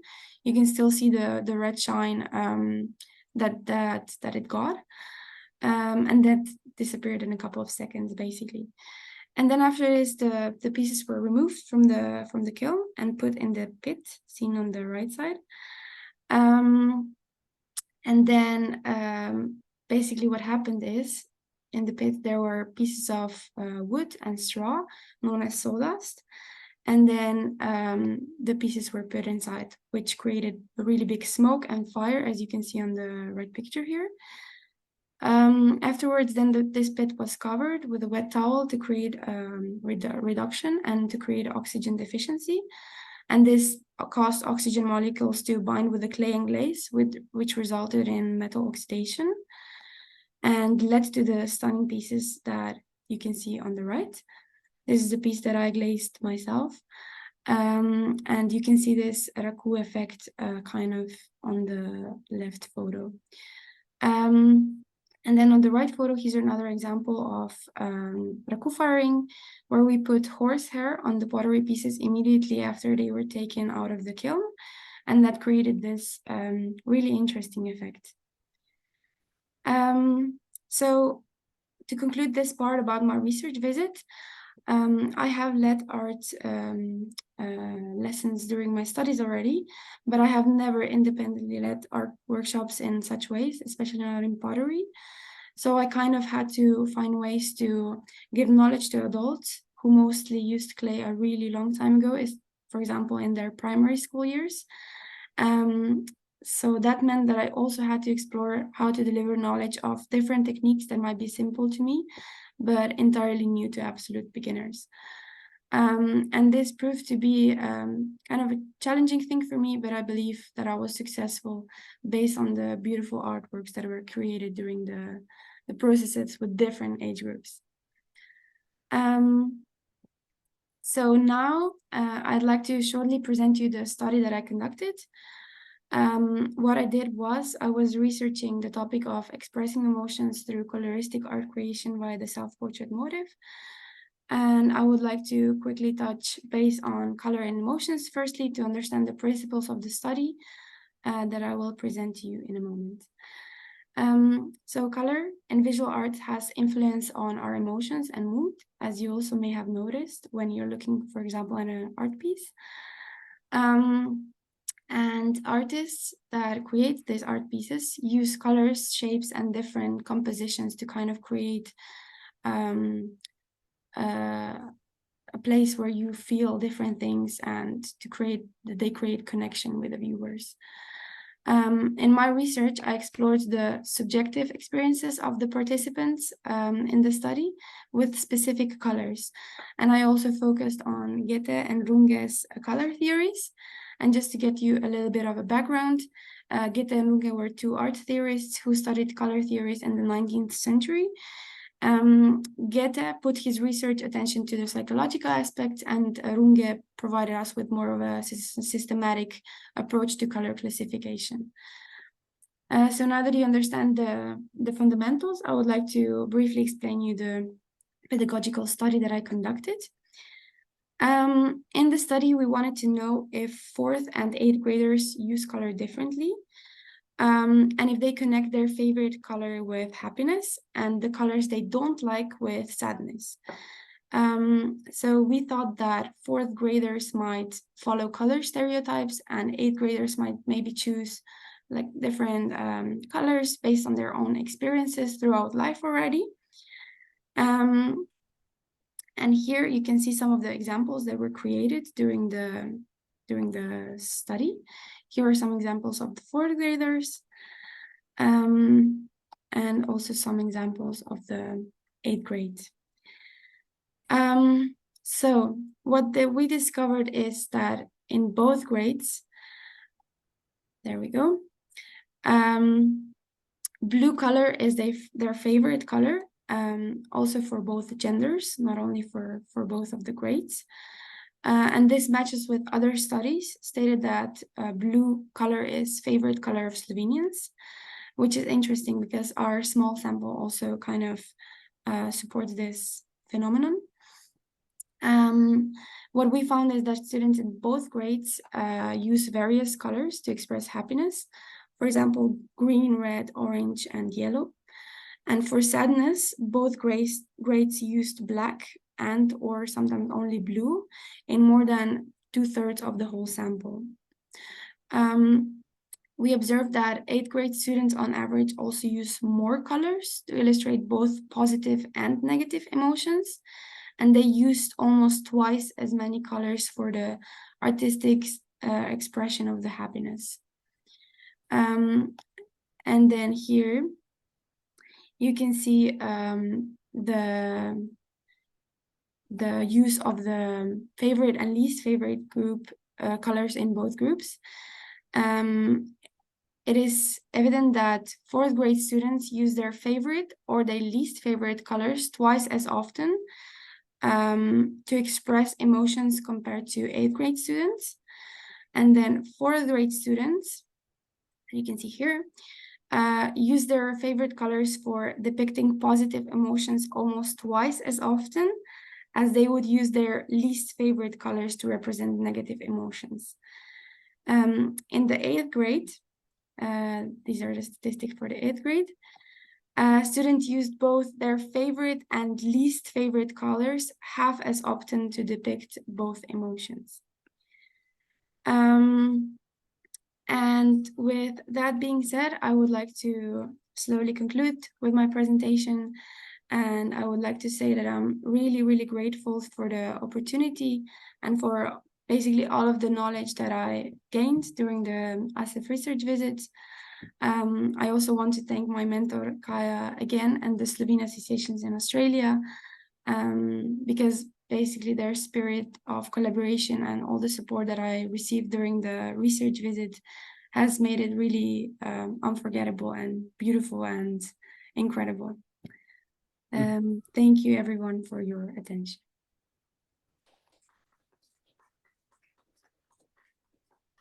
Anyone have any questions? Thank you, Nuša. That was fascinating, actually. Any questions? Yeah, we've just got one over here. Should be a.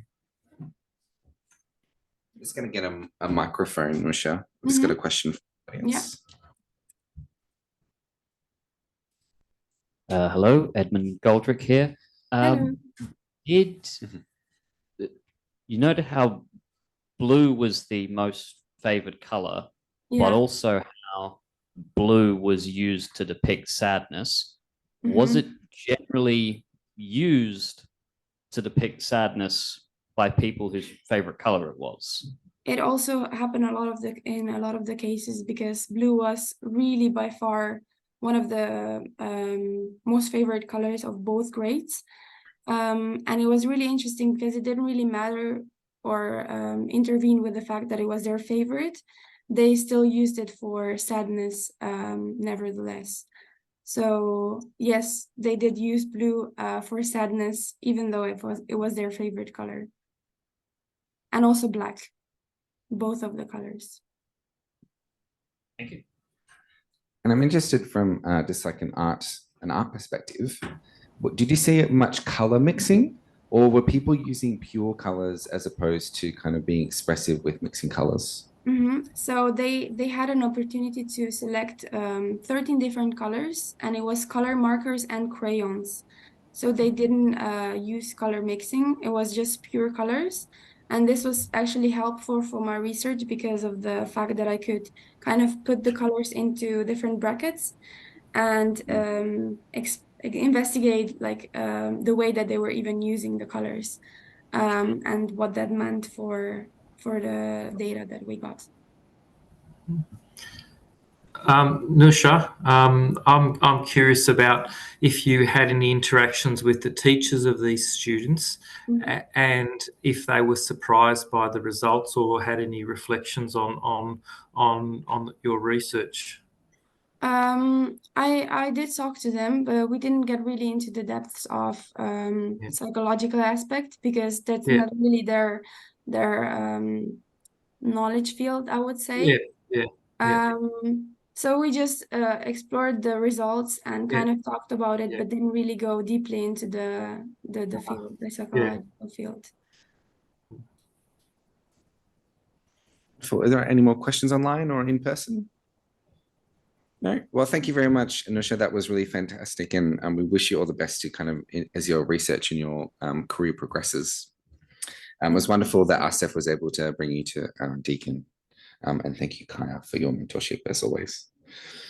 We'll keep moving now as we continue our discussion of creative practices. Very lucky to have Tjaša Šavorič with us here, all the way now from the UK to Australia. Tjaša is a PhD candidate and 2021 ASEF Fellow.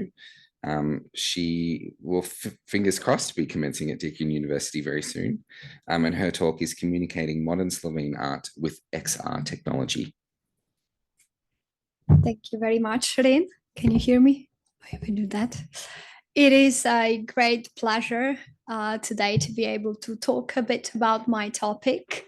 I am Tjaša. I am an art historian. I'm also curator and ASEF Junior Fellow 2021. The plan was that I'll come at the same year, but then all that happened. So here I am now in 2023. And I'm also a co-founder of the Slovenian Cultural Heritage Association. And I'm currently here on a study exchange at the Deakin University under the supervision also of Dr. Kaja Antlej. And this opportunity today to, I can do my, thank you, Ren. Do I? Yeah, I got it. So this opportunity to work here with Kaja and learn from her has been extremely interesting and beneficial for my future work, especially in the field of cultural heritage and digital museums. I also had a chance to participate in the research study to measure and monitor the emotions of the users immersed in a meaningful virtual reality experience in the virtual reality lab at the Deakin University. And I also had a chance to present my case study of interactive digital map of art groups in the 1950s. However, I'll just wait for Ren to. Sorry, 1 second. That's okay. Okay. Oh yeah. Oh, okay. However, my art historian research is mostly focused on a Slovenian artist and art historian Marjan Tršar, with whom I initially became acquainted 9 years ago while reading his book on Vasily Kandinsky, which was published in 1997. And that was first study of the Russian abstract painter in Yugoslav language, in the Slovenian language.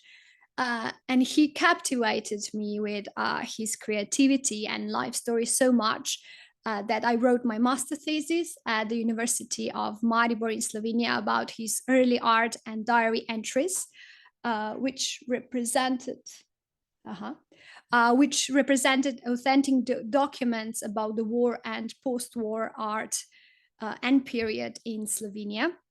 I completed my master degree by arranging and curating the exhibition I Paint, Therefore I Write, early diary writings and artworks from the artist's legacy, which also celebrated his 95th anniversary of birth and was created in collaboration with the Francis Dali Institute of Art History in Ljubljana.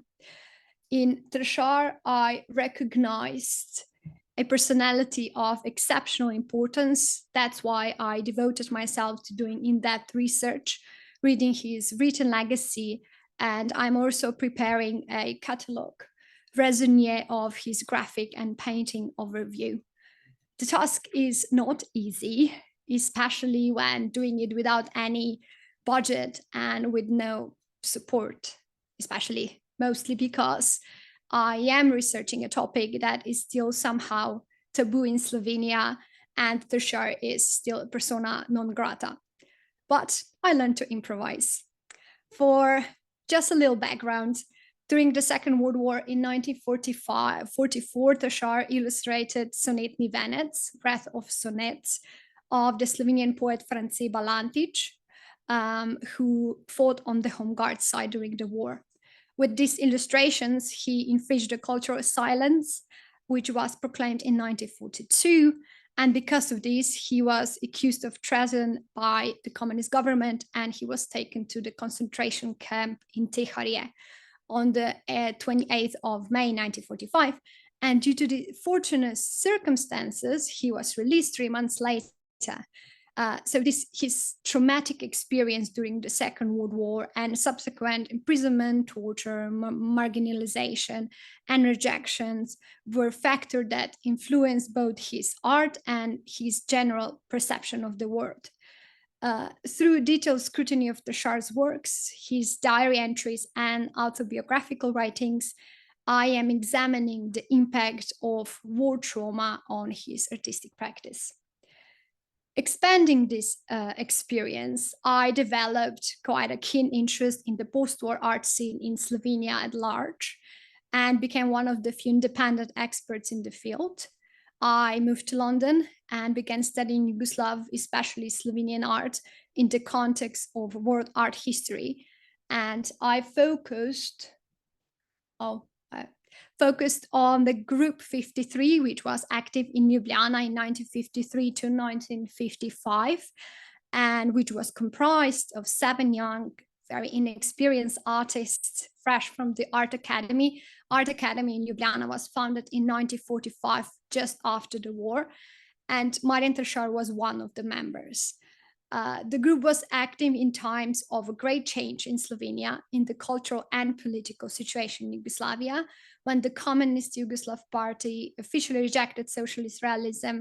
They renounced supervising culture in the spirit of Soviet socialism, and they opened borders towards the West.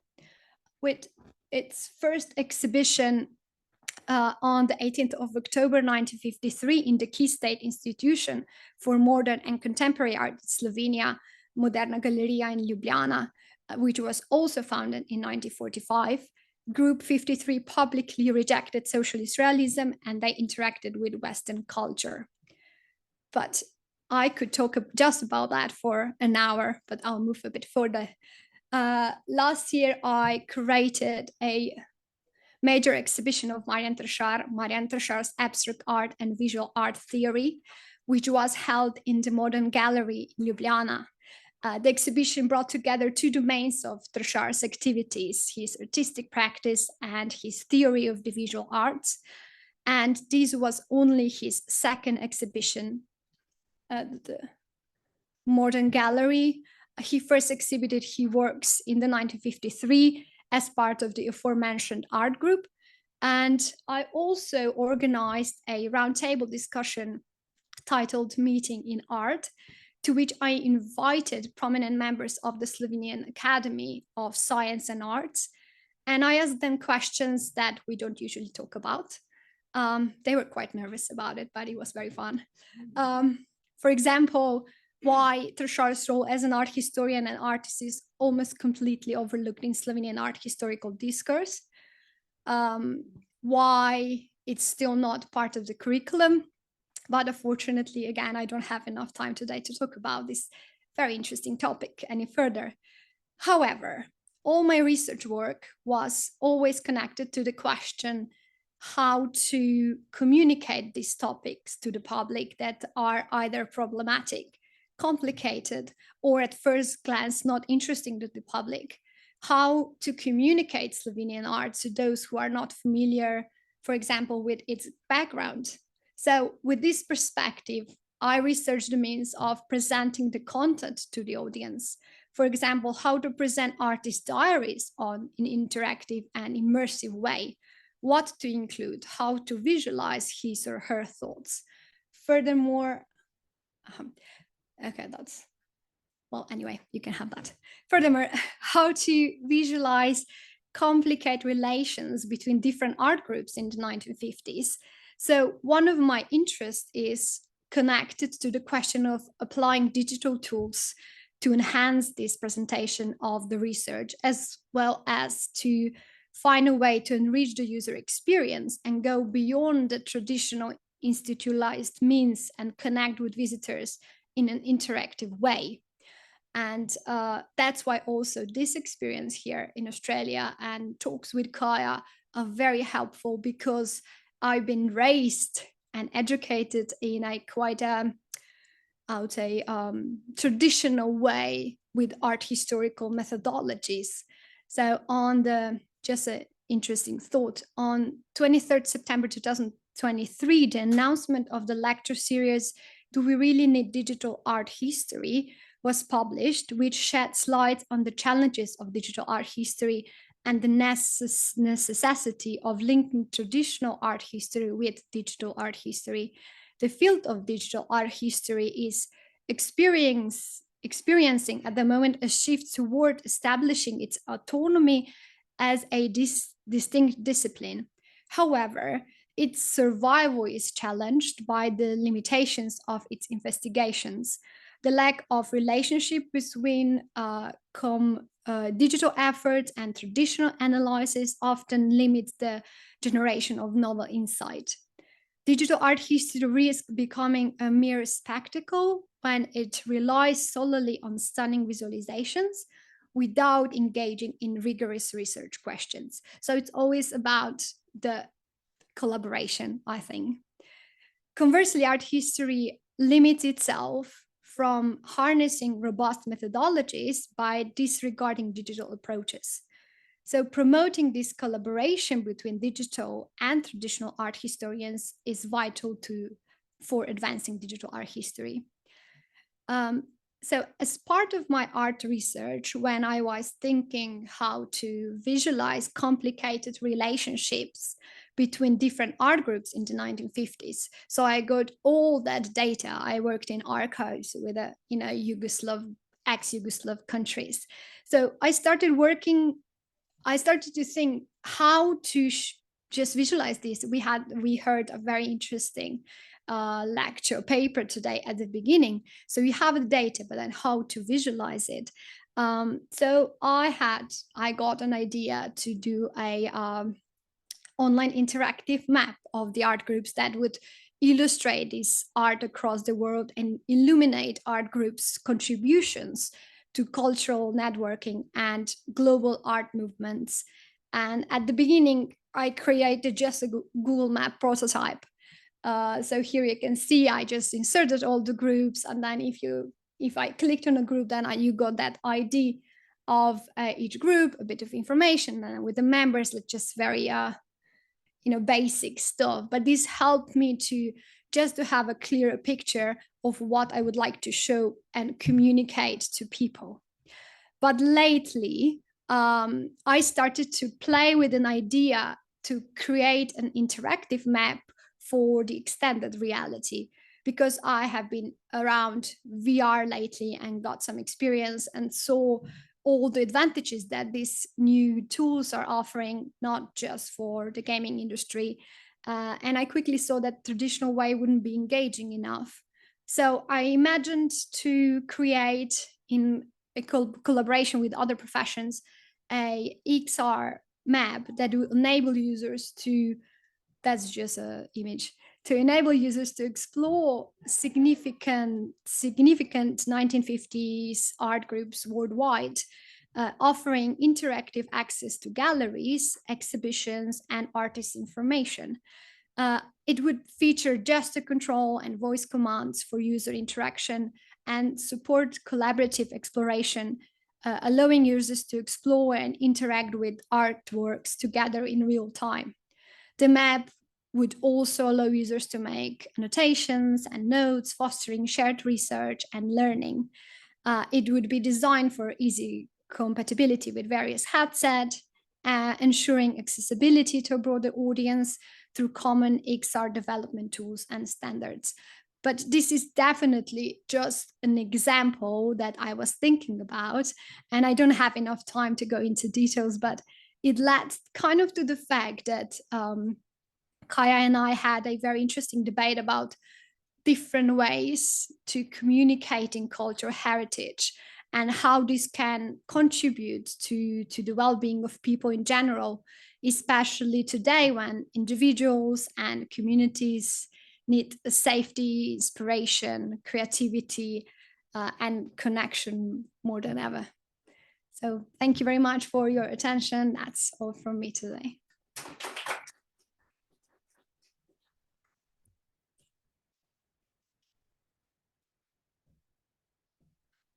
Wonderful. That's incredibly fascinating. I'm sure there are some questions from the audience. Does anyone online or in person have any particular questions? Yes. Do you want to come back up here, Tjaša? Oh, yes. Just answer the questions. Yeah. Well, you said you didn't have time to talk about it, but I mean, I can understand why Marian Tachar wouldn't be, people wouldn't talk about it 40 years ago, but why not now? What did they say? Because that's quite a very complicated question, actually. Because some of the things are still not resolved, and there are some questions that are still painful, or they can lead to further research, and they just don't have interest to do that. And Marian Tachar is a person, culture or art in general was always in the middle of what was happening. It shows people what is the real, it just gives a mirror to people, it just tells the real story about it, and they don't want to do that. So Marian Tachar, as a person, he wrote many articles and books, and he tried to be active in an art world, but his works are not part of any collection in Slovenia. There is no interest to do exhibitions about him because they want him to be forgotten. So, and then, me as a young art historian, I was like, oh, that's very interesting.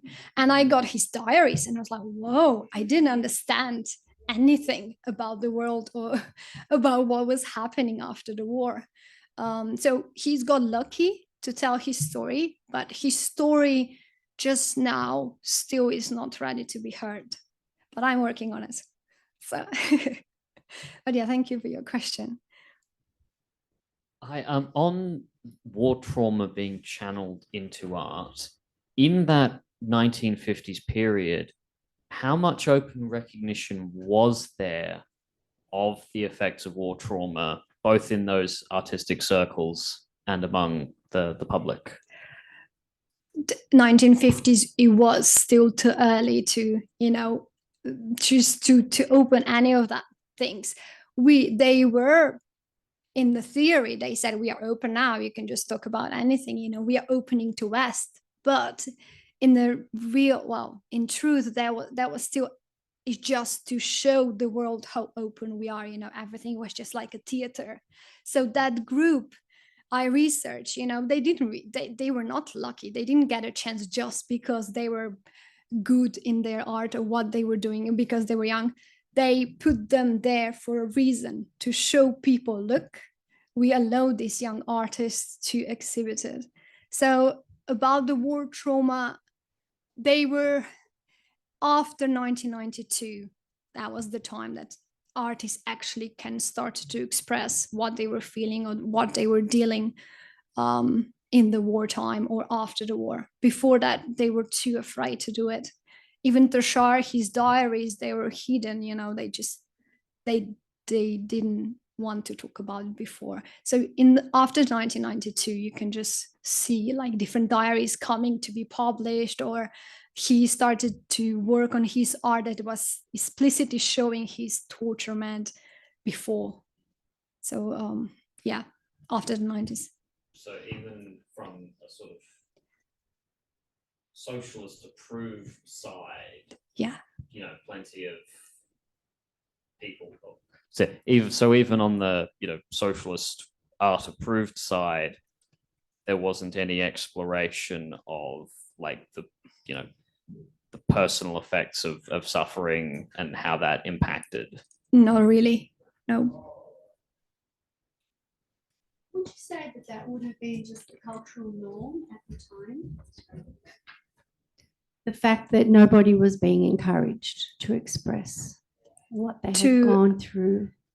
You know, because it was, sorry. I'm only going for my own examples because my parents went through World War II and they certainly never spoke about anything that they did from 1945 to say about 1960 in the former Yugoslavia, which encouraged them to express what they had gone through.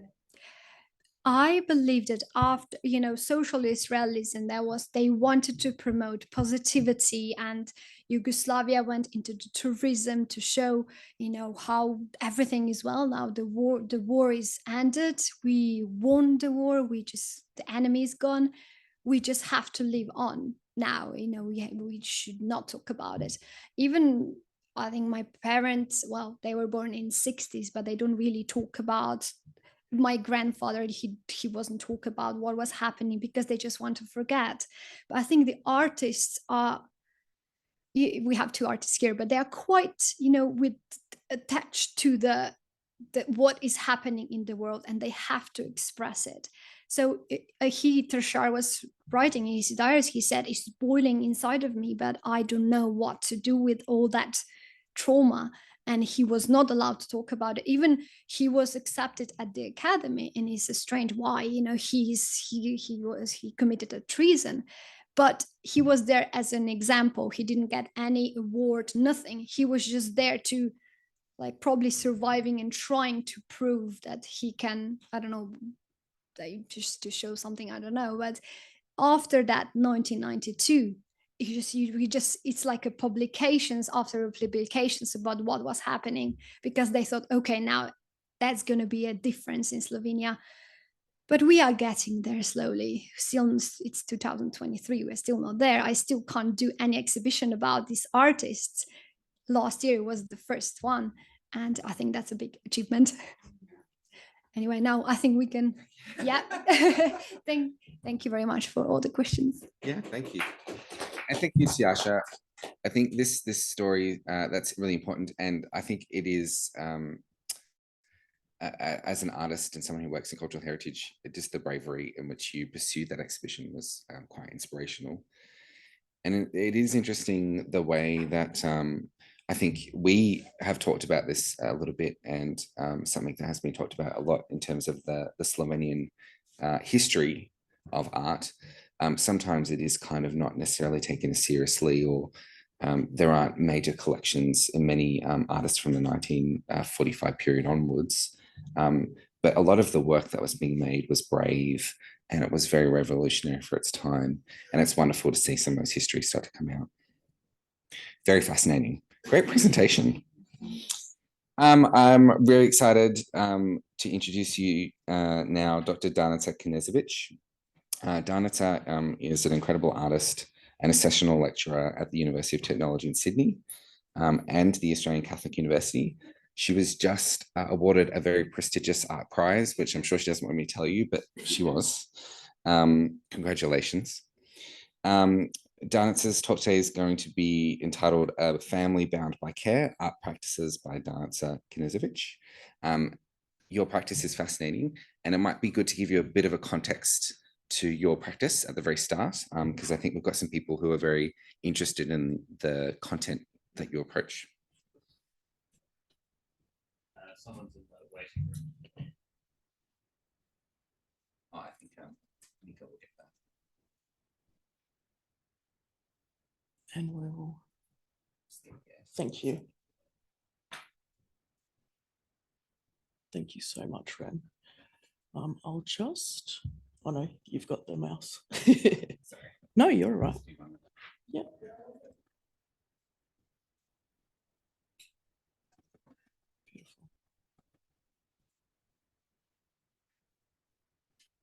will I be able to? Oh, sorry. Technology is so fun.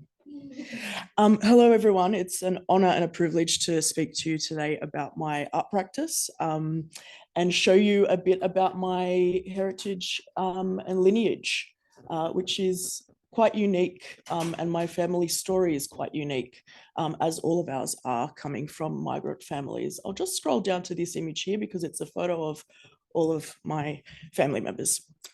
So, as Ren said, I'm Dr. Danica Knežević.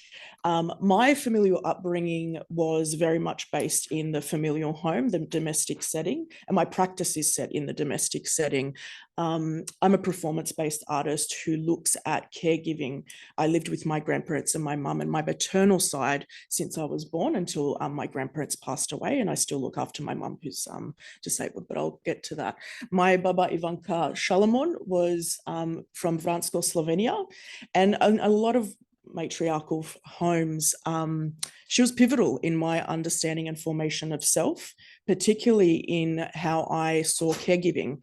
And so that journey has set me into researching caregiving and familial practices within a domestic setting. My dida was from Banja Luka. He's a Bosnian Croat. And they migrated here in the 60s, and my mum was born in Linz in the Austrian camps where my grandparents met. And then that's me on the side, and that's my auntie who also helped me take care of my grandparents during that time. So a lot of my work deals with disability and accessibility. My grandpa was blind in one eye, and then he suffered from dementia. So I took care of him for the last 10 years of his life. And then my grandma had Lewy body's dementia, and I looked after her for the last 10 years of her life. And my mum contracted the polio virus while in the camps, and now she suffers from post-polio syndrome. So all of my works, because it's performance-based, it deals with the way in which the body moves and our bodies interact with each other. And a lot of performance art thinks about how audience participates within that performance as well. My earlier works also looked at the cyclical nature of family caregiving and also the biological transformations between the matriarchal lineage. So in this video, as I said, the work talks about invisibility and visibility. So a lot with caregiving and a lot of Slovene and Croat domestic settings, we kind of don't necessarily show what happens in the family home. We just assume they're traditional, there's male, female, and kind of we have a systematic family. But my family was slightly different in that way that their ability was a bit different. So I talk about in my PhD this idea of self-psychology and twinship.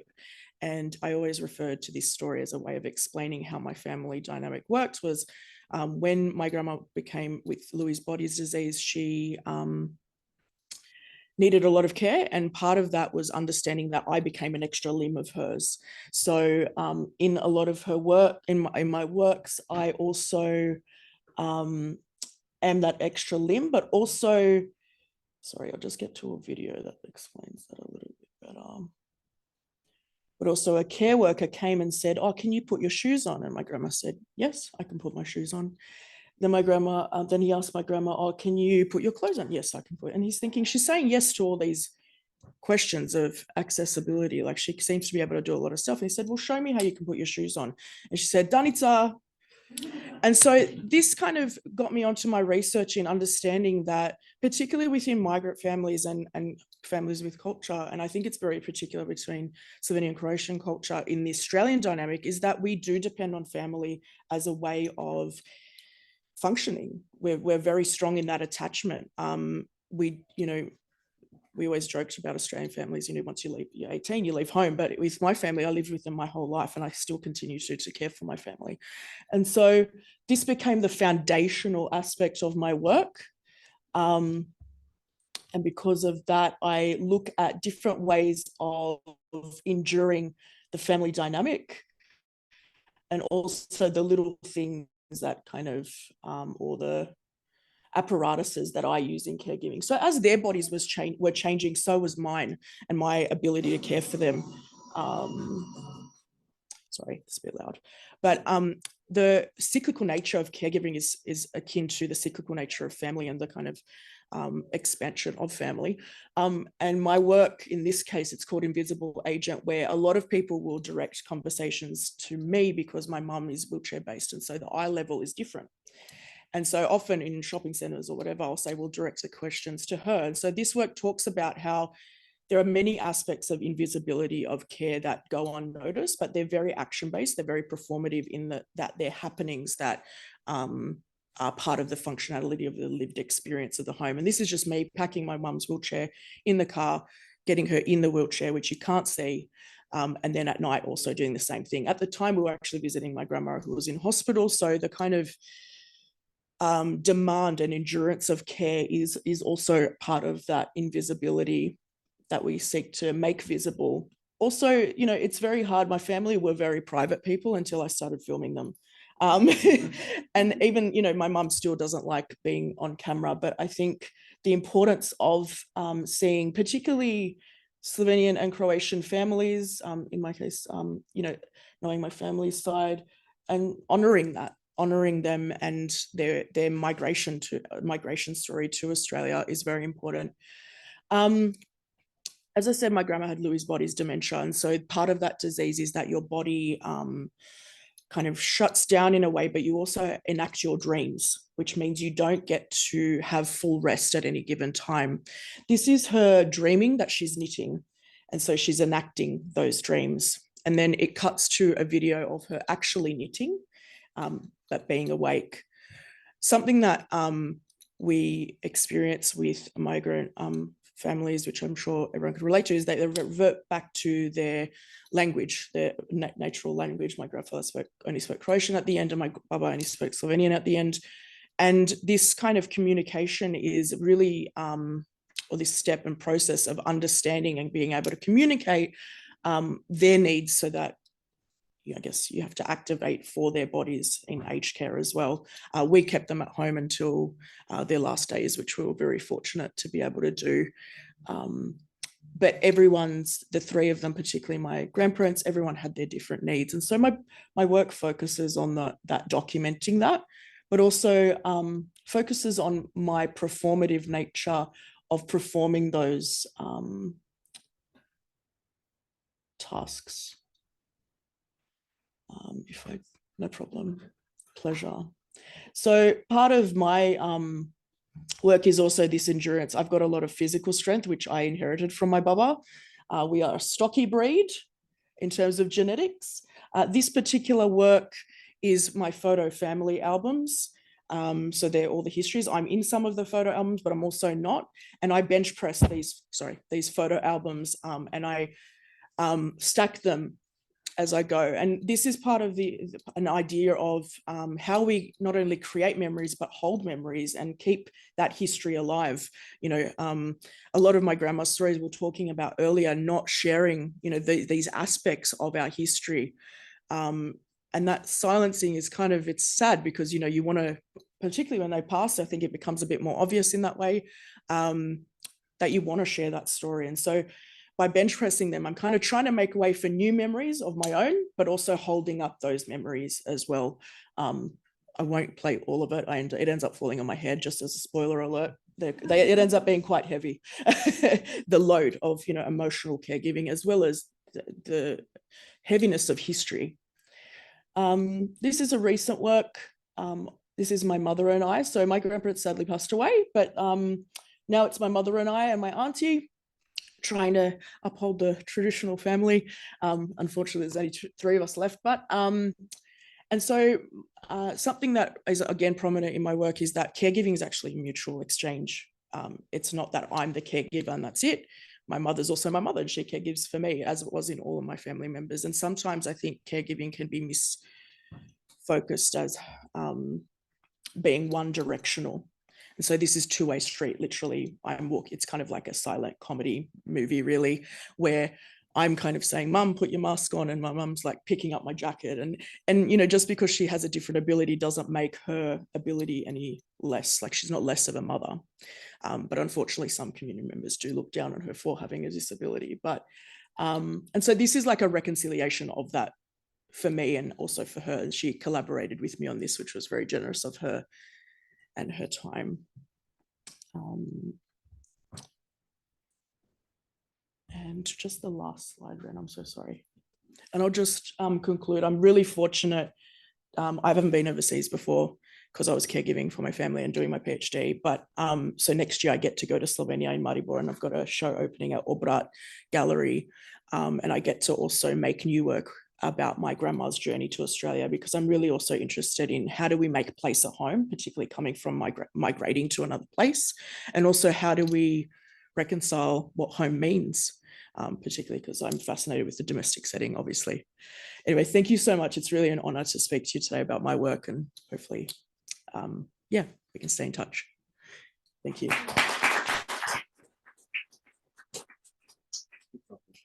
Oh, yes. My grandma's sister's still alive, and I've got a few cousins over there. And I'm really excited to kind of interview and meet them so that I can find out more about my grandma's history and that whole, how do you leave a homeland? You know, I think that's something that we all have in common, that unites our Slovenian community. We all have had people that have come to Australia with the intention of starting new or having to flee. And this is an image of my grandma, I think, in the Austrian camps. So I get to kind of discover and hopefully find out new information about her and her journey, because we were extremely close and we look the same. So it's quite fun. Thank you so much. Wonderful. Thank you, Danica. Are there any questions either online or in person? You can't escape yet, I'm sorry. I know that you want to, but. Danica, thank you very much. That was very interesting and quite touching as well. Thank you. I have one question. I remembered Ran telling me, I think 2 years ago, we were just talking about a bit of his background, and he said that in his grandma's house here, that she always asked you to put chapati on, right? Whenever you, and that's, I think it's very Slovenian thing to do, you know. We never go with shoes in our house. So I'm curious, you know, you talk a lot about home and caregiving. Is there anything like very Slovene about your home or about your house you're living in, and tradition? Yeah, I think the entire familial existence became very Slovene, because even when I left the house when I was caring for my grandparents, I'd go and study at Sydney University. I knew what they were doing because of what time it was. So I knew nap time was at, 1:15, lunchtime was at 12. And I think my families have depended on that ritual of everyday living, like a well-oiled clock, because that also sustained that everyday existence and also their culture. And obviously the food was embedded. My grandma was very much the dominant person of the house. She was the family caregiver for me. She helped raise me. So I think that's very Slovene. It's probably a bit too general, but even, just she'd always be Tisilia papuchka, like just little sayings that she would kind of throw in to make that everyday lived experience. I mean, not many people, as a young person, when I was really young as well, not many people lived with their grandparents. And I think that's actually quite common in Slovenia. Yeah, it is. Yes. And I think that my whole upbringing feels like I feel old in Australia in that way because of that. And so that I think is very extremely Slovene. That would be my answer. Thank you very much. Thank you. Are there any questions online? If there's any questions, just feel free to turn your mic on and.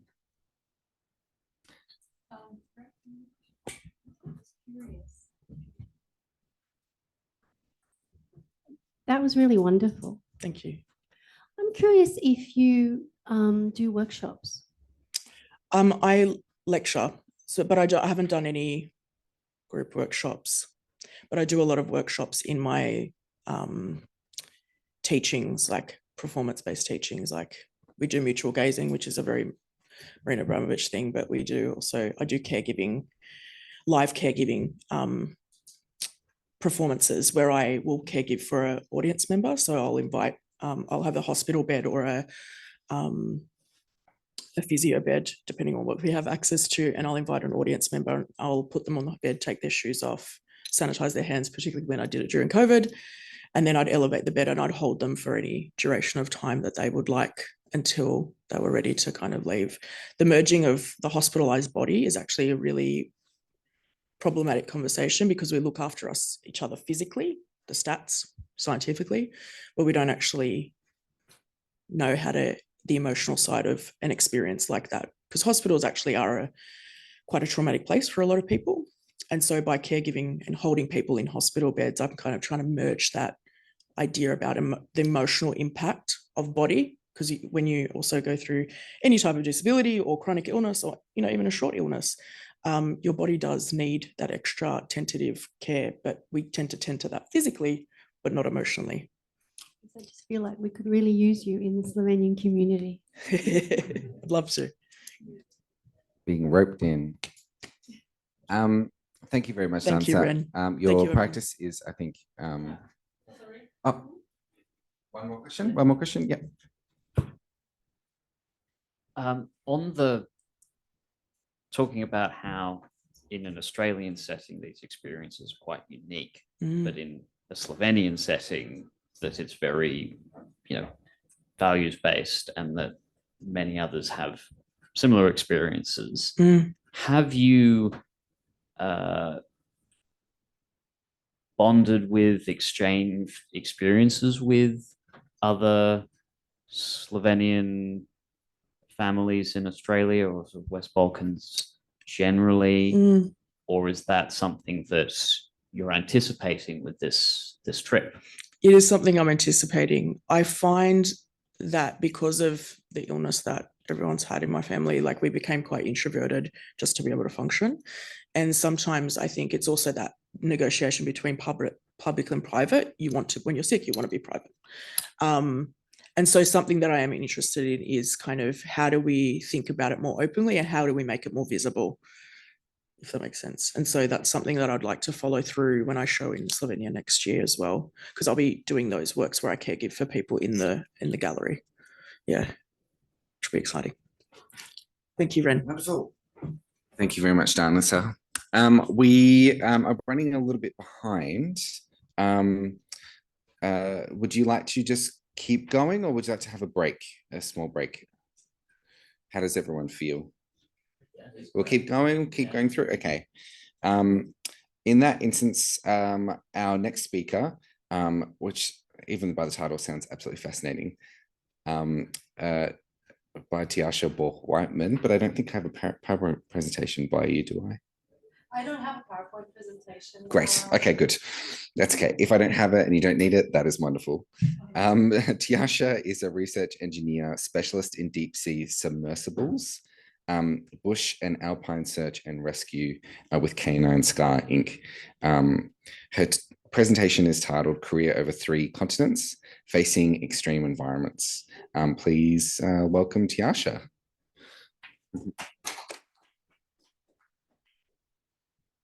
Hi, sorry. Kaja has asked me, because this is a late presentation and everybody's tired, so she asked me to keep this nice and light and fluffy. So I'm not going to be very technical at all. I'm going to be nice and light on this one, and that's why I didn't want to bring any photos, because the photos would be good, but it became of a me show, and I didn't want this to happen, right? So when I introduce myself in general and sometimes in professional settings, I jokingly say I'm a fallen angel. I've fallen very, very deep from the heights of space into the depths of the ocean.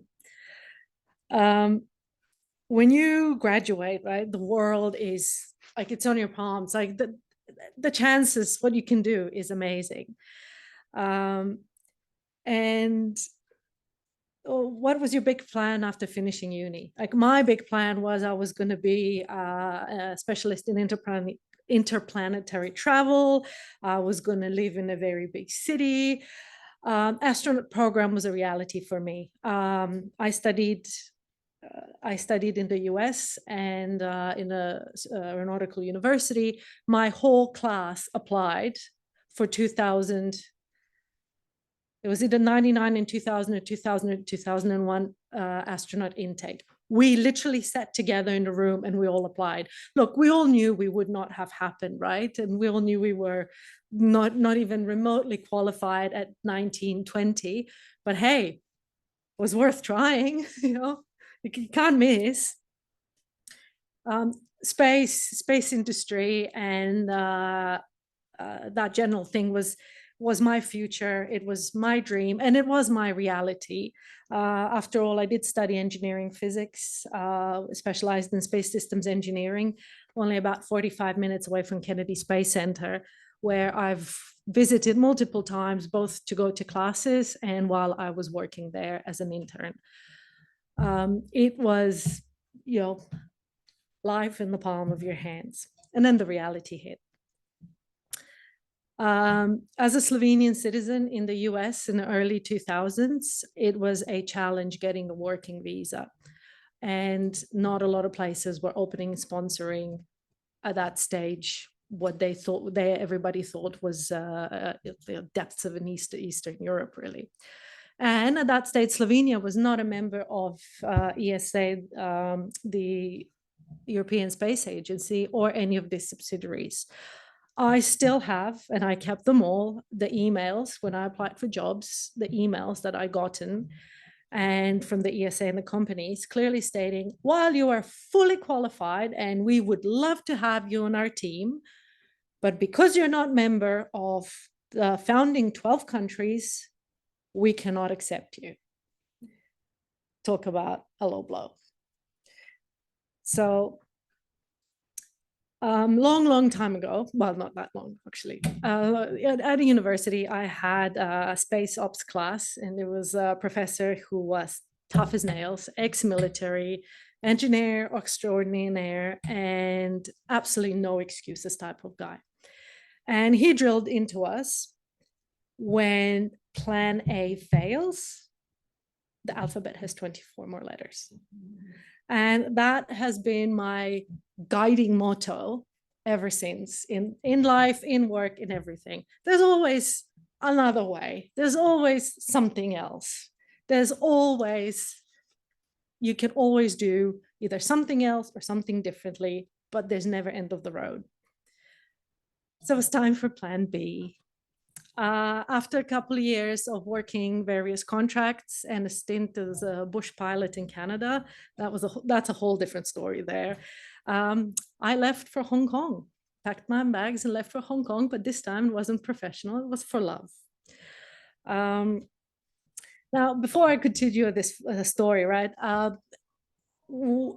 Space, when you work in space industry, you work with very different constraints right from the bat. It's a very different logic to how you approach things, how you design things, how you build things. It's a mentality that kind of has to grow with you. And it's very same in the submersible world. So while I was studying space, I was really interested in submarines as well. And I was reading a lot about them. And I was, you know, kind of looking into interplanetary travel to water planets. And but the approach of how you design, how you build, the constraints are very similar to the ones in space. It's same, but different effectively. So in Hong Kong, I started my career number 2. I switched from the heights of the space into the depths of the sea, and I became a specialist in deep sea submergence and deep sea robotics. Practically, that means that anything below about 3,000 meters is what I do. But if you ask me, that anything above about 5,000 meters is boring and I don't want to do it. I just want to go into the true Hadal zone. So 5,000 meters and below. It doesn't always work, but most of the time it works. There's very few places, very few programs that work at those depths. So the deep submergence world is very, very small. It is incredibly expensive to build, to design, to build, and to operate these kind of submersibles. And there is no actual program. You can't go to university and study design of submarines or deep submergence. It's a thing, maybe it is now, but it wasn't until at least till about 10 years ago. That's when updated to. You had to find your way in and kind of learn on the job. And having the experience from space industry is actually really good because you don't have to change your mentality. You just kind of got into it. So, and because it's such a small world, we all wear different hats on one job. So you had to do a lot of things and wear different hats. So from design to actually building. And there is a photo of me 5 months pregnant, sitting on top of one of the smaller submersible, actually drilling the stuff into the submersible frame with the belly. Well, you can't see the belly, but I was 5 months pregnant. And it was great. Loved it. You got to have your both mental stimulation of design, of how to design it, how to approach things, to having things made and then actually build it with the drill and a hammer, believe it or not. So while I had to wear many hats, there's 2 hats I never wear. One's programming. There's people who can program better and faster than I do. And the other one is electrics, because I'm notorious for blowing stuff up. So they never let me anywhere close to any electrical system. Once it was all done, wired, shut and closed, then I was able to come near it, but do not touch anything electrical was my motto. So, and because it's a small world, there's some amazing opportunities within the world. So while I was in Hong Kong and working for City University, I was able to do a stint as a visiting researcher at Woods Hole Oceanographic Institute in the US, which is part of MIT, which is effectively the NASA of deep submergence. These are the people that found Titanic. So, and they are the top notch. If anybody ever told you that you could have fun at work, right? What would you say? Yeah, okay, fine, that's great. But I wouldn't have believed them. But it is working in such an environment with people similar is incredible. And it's, look, it's not all fun and games. It isn't interspersed with a lot of frustration. When things don't work at 5,000 meters below water, it is frustrating, believe me. And also elation. When you fix that thing that doesn't work 5,000 meters below water, it worked. We fixed it. We managed to get it going. And there's a lot of disappointment. While I was at Woods Hole in 2014, we lost Nereus, one of our deep submersibles, well, very deep submersibles on the bottom of the Kermatic Trend just off New Zealand. She went down. Now, remember, there's no people. This is all robotics, right? So there's no people lost here. She went down and just never came up. So, and there's pride. A week after we lost Nereus, one of our smaller submersibles, the Nui, the Nereid under ice, went into the water for the first time. So a lot of emotions packed into seemingly fairly boring job, right? Alas, good times come to an end. And because I lived in Hong Kong at that time and worked at CDU, I had to go back. And when I came back, Hong Kong went through the first round of the protests, the umbrella protests. And after those protests, people at universities, foreigners, white people, became not liked so much, to put it politically correct. And I lost, and with my program closing, the only program that actually was non-military deep submergence program at that stage, my position has been cut. It was now Plan C. It was unplanned and unexpected, and I became a stay-at-home mom with 2 children.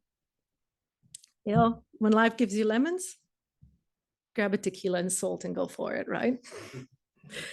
It was hardest job so far, but it was, I was lucky enough to be able to stay with my kids at home while they were very, very little babies, effectively. The 2014 protests in Hong Kong have actually had long-term consequences for the political situation. Hong Kong had changed, and changed a lot. And the Hong Kong we knew started disappearing in front of our eyes.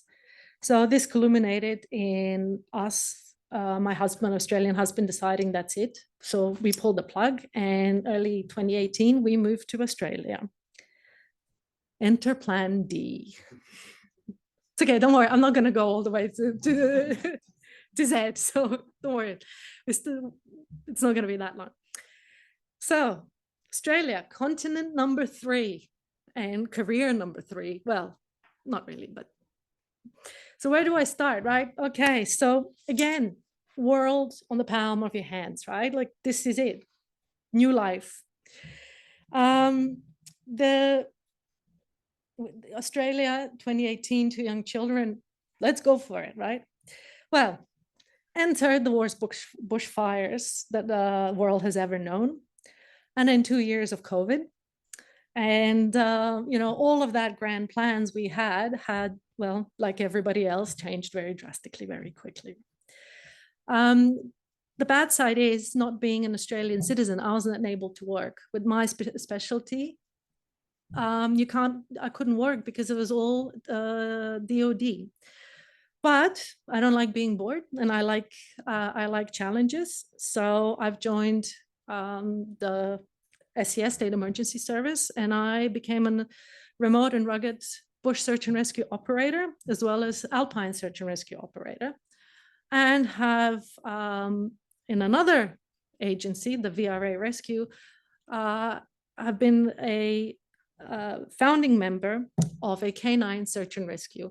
Search and rescue dogs in Australia are not a norm, unlike Europe, where they are part and parcel and fabric of search and rescue. In Australia, they are almost unknown. We have created this capability in New South Wales and brought and are training search and rescue dogs, of which 4 are now operational. I have my own, a golden retriever named Obi,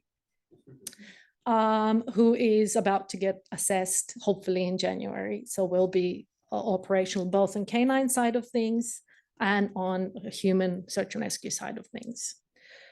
All right, what's plan E? Who knows? I am applying for a PhD position. I still like my job. I love my job. I love my submarines. Hopefully that can come out. There's a few things in the works. But lo and behold, I ain't going to be bored. So hopefully that's not the end of the story, and we've got quite a few more letters to go. Thank you.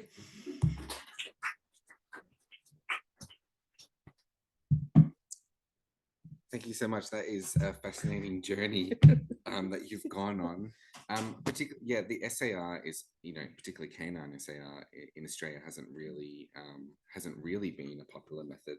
No, there hasn't. In Australia.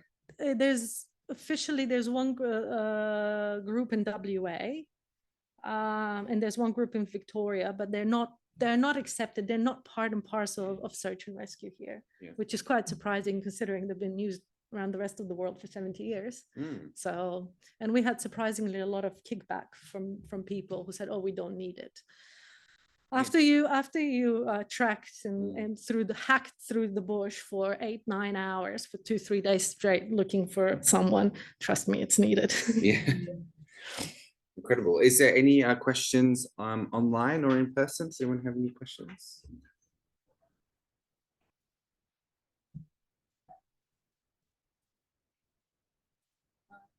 Thanks, Tjaša.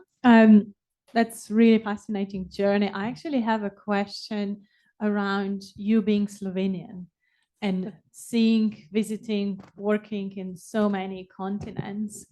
As a Slovenian, what is that's kind of you think that we can bring differently to the US, to Canada, to Hong Kong, to Australia? I don't know, is that resilience or is that... It's resilience. I have another friend, she's Slovenian, married to an Australian, and her husband said he's really appreciating Slovenian women because we're no nonsense and we're tough. And you know, when things got hard, we just dealt with it. She said, you just deal with it. It's no big deal. And I think that's what we bring with our upbringing is a bit of toughness. And I'm not talking about necessarily physical toughness, but just shit happens, deal with it, effect mentality. And and resilience and incredible resilience. And not just me, but other friends, you know, they'll call me and would have a problem, but they wouldn't go, oh, I don't know what to do. But it's like, okay, I have a problem. How do I solve it? This way, this way, this way. You know, they come with the solutions instead of just whinging.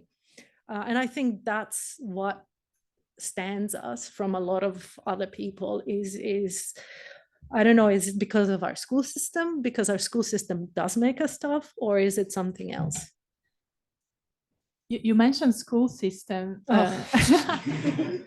That should be another presentation, but maybe briefly, you've got 2 children. How old are they? And if you can compare maybe Slovenian schools and here. I've got Nela, who is about to turn 13, and Luke, who is, so she's in year 7, so first year of high school here, and Luke, who just turned 9 last week, and he's year 3. I do apologize to all the Australians, but I'm going to say this honestly, the schools here suck, and I suck bad. Please excuse my language. It is an ongoing frustration about how little is expected from children here, how little they're pushed. It worries me as a mom. It worries me to, you know, they will be competing with Indian children, and they'll be competing with African children whose way of abject poverty is through education, and they will want to do well because that's the way to get out of poverty. As the kids, mollycoddle kids, just kind of, you know, walk their way through, it's not going to work for them, and they're going to be suffering. And I don't know what to do. And it does worry me greatly because the education system here is just not up to scratch. And it's interesting you say that, because Danica and I were just talking about this not too long ago, about how you know, definitely with Slovenes, you know, you definitely see all of us taking on multiple hats. You're like, you're an artist, and you're a researcher, and you're an academic, and you're the chair of 4 organizations, and you run the body corporate. So it's, you know, I think that that perspective of drive, I think, is a really keen thing that Slovenes bring. And work ethic. And work ethic, yeah. And the tradition of, you know, like my family's from Volenia. We grew up with the idea that they built the factories, they built the homes, they built the city. And that is definitely something that we can be proud of. I mean, one thing is, I've got a friend whose daughter is finished university. She's first year out of the workforce. And sorry, in the workforce, not out of the workforce. And she's doing very, very well. She was in Slovenia till she was 12-ish. And her boss, so I know her parents very well. Her boss is very happy with her because when she goes, when she gets a task and she doesn't know how to do it, she researches it, looks around, she asks other people, gets help, does the task, presents it on time. Some of the new graduates here will say, oh, I don't know how to do this. Oh, okay, I'm not doing this. And this is the big difference. Then this is what worries me that my children will become like that. I mean, they're not if I have to do anything, if I have anything to do with it, but you know, I do worry. I was drinking with some Serbians once. Who said, we really like Slovenians, but they work too hard. It's a Sunday, relax, have a drink. What is your expert view on that accidents or I'll be here for, oh, look, the guy should have been held criminally negligible, but he can't because he's dead. But I'll talk to you out of separately because we'll be here for another hour. Wonderful. Thank you so much, Tjaša. And it's going to be wonderful to see what you do next. Me too.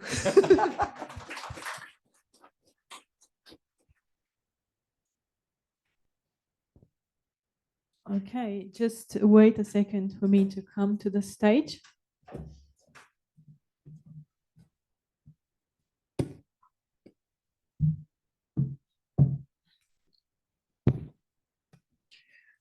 Okay, so I can see that we already have some visit from, I guess, Bendigo.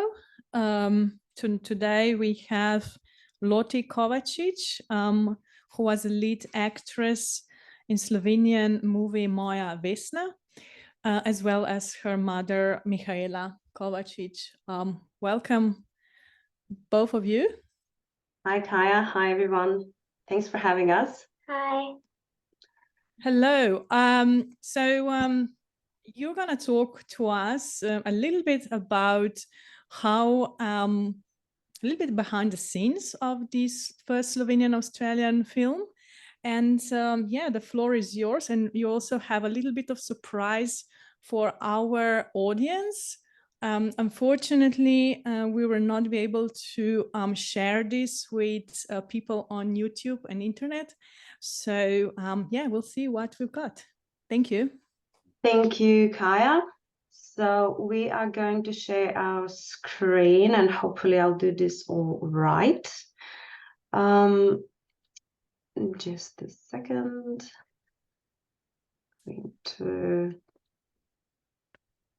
Okay, so we can see blue screen now? Yeah, your desktop. Yeah, I just started presentation. Let's see if that's gonna work. Yeah, okay. Everyone see that? Yes, perfect. Thank you. Awesome, thank you. So yeah, being part of filming Moja Vesna, which was first Slovenian-Australian film collaboration, was really a surprise for our family. We didn't know that we have a talent, an actress in the house. But once it all started rolling, it was really, really unique experience. Unique because it was first collaboration between these two countries in this industry. Unique because we have no idea about, or we had no idea about film industry. We are not artists. We are a very technology-driven family. So everything was new for us. But once it all started, it was actually really fun. And let's talk about filming first. So basically, filming was really easy for me. It was probably my favorite part of the whole thing being promotion, interviews, awards, all that stuff. So because I was just like, they would just tell me what to do and I would do it, and then they would be like, good job. And then we would like I would probably do the scenes like 7 times, and then they would just pick which one is the best. So we had the whole crew was actually really organized, and because this was during like COVID, around that time, we had to wear masks all the time. And there was also some crew in Slovenia, and they were like mostly producers and stuff. So you can see here in the picture behind me is Gregor, and then that's Saaa and Lil. And Saaa was actually really nice. She would explain to me very well what I had to do, and so that's probably why it was why it was my favorite thing. It was also my first real job. I had to work 40 hours a week. It was a very unique experience. We went to a lot of different locations, and you can see here that I'm holding the camera, which was very heavy. And honestly, not a lot of kids get to do stuff like this, so it was very interesting. But probably to show you the best how this experience, how filming is really happening, what's happening behind the scenes, is to show you a short video which was prepared for Loti when she finished. So I hope the sound will come through as well. The video that really shows that you can have fun at work, even if you're 9 at the filming. So after all the filming was finished, it was going on for about 6.5 weeks. It took probably about 8 to 9 months of editing, which was happening in both countries. So some here in Australia, some in Slovenia. They kept us posted. And meanwhile, they had photo shooting for posters. And in February 2022, it was a world premiere of the film. So everything so far was really well coordinated between both countries. It was really well taken care of Lottie as the lead actress, as well as, per my knowledge, for everyone else as well. And Lottie was as well invited and all costs paid for her to attend Berlinale in February. But unfortunately, Lottie was not vaccinated. And at that point, that was still a requirement to travel, even for children, to Germany. So it was Germany's requirement. So we couldn't attend. So Lottie didn't attend world premiere, but it was a video that you recorded and they released that video. So at Berlinale, a film got 2 nominations, which is fantastic for a world premiere. So after that, it was Australian premiere at Melbourne Film Festival, which was again really, really good, coordinated, organized. They sent a driver with the limo to pick us up. They also picked up our friends who were going to Melbourne Film Festival with us to see the film. And this is also the first time that we saw a film. So even if you are a lead actress or actor, they encourage you to see your film first time on the big screen. And that's exactly what happened for us as well. So great coordination, great organization on Australian side here. Next one was Slovenian premiere on the Festival of Slovenian Film. I have to say that this is the first time that probably we all felt a little bit left out because Lottie was, of course, invited to Festival of Slovenian Film, but on her own expense if she wants to come. So we didn't feel supported as artists abroad in a foreign country by Slovenia, by country, because Slovenian Festival of Slovenian Film is it's a national festival, so it's not a festival that is financed or funded by an organization. Is funded by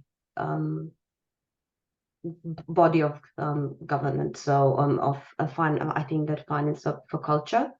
However, Lottie didn't attend, even though film got 3 awards here. So Vesna Award for Best Directing, Vesna Award for Best Lead Role for women. So that's what Lottie got, and she's actually the youngest ever receiver of this award in Slovenia, and Art House Cinema Network Award for Best Film.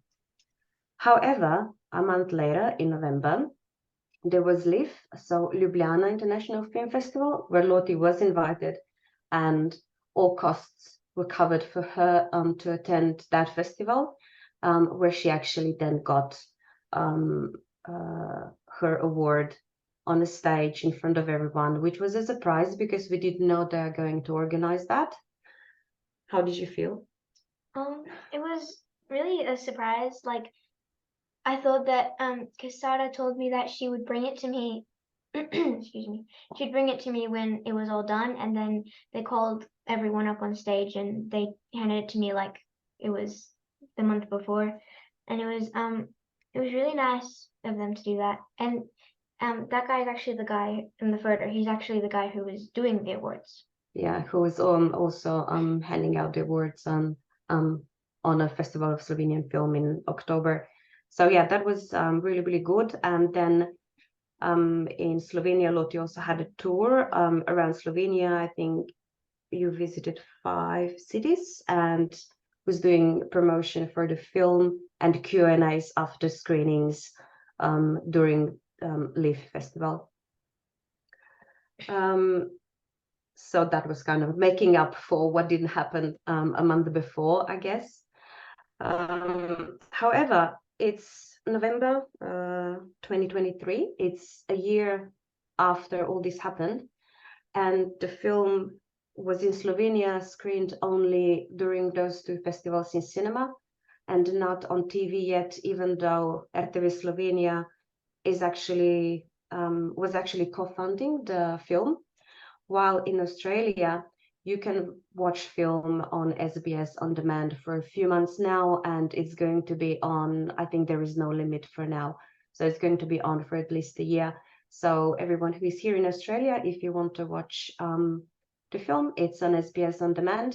And if you know how to deal with VPN, you can watch it in Slovenia, I guess, as well. Thank you very much.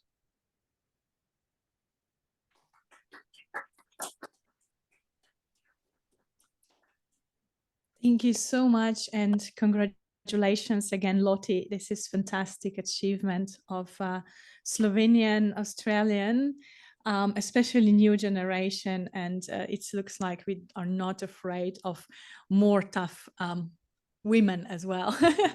I'm a bit biased maybe, but yeah, thank you, Michaela as well, and the whole family who supported. Do we have any questions from the audience?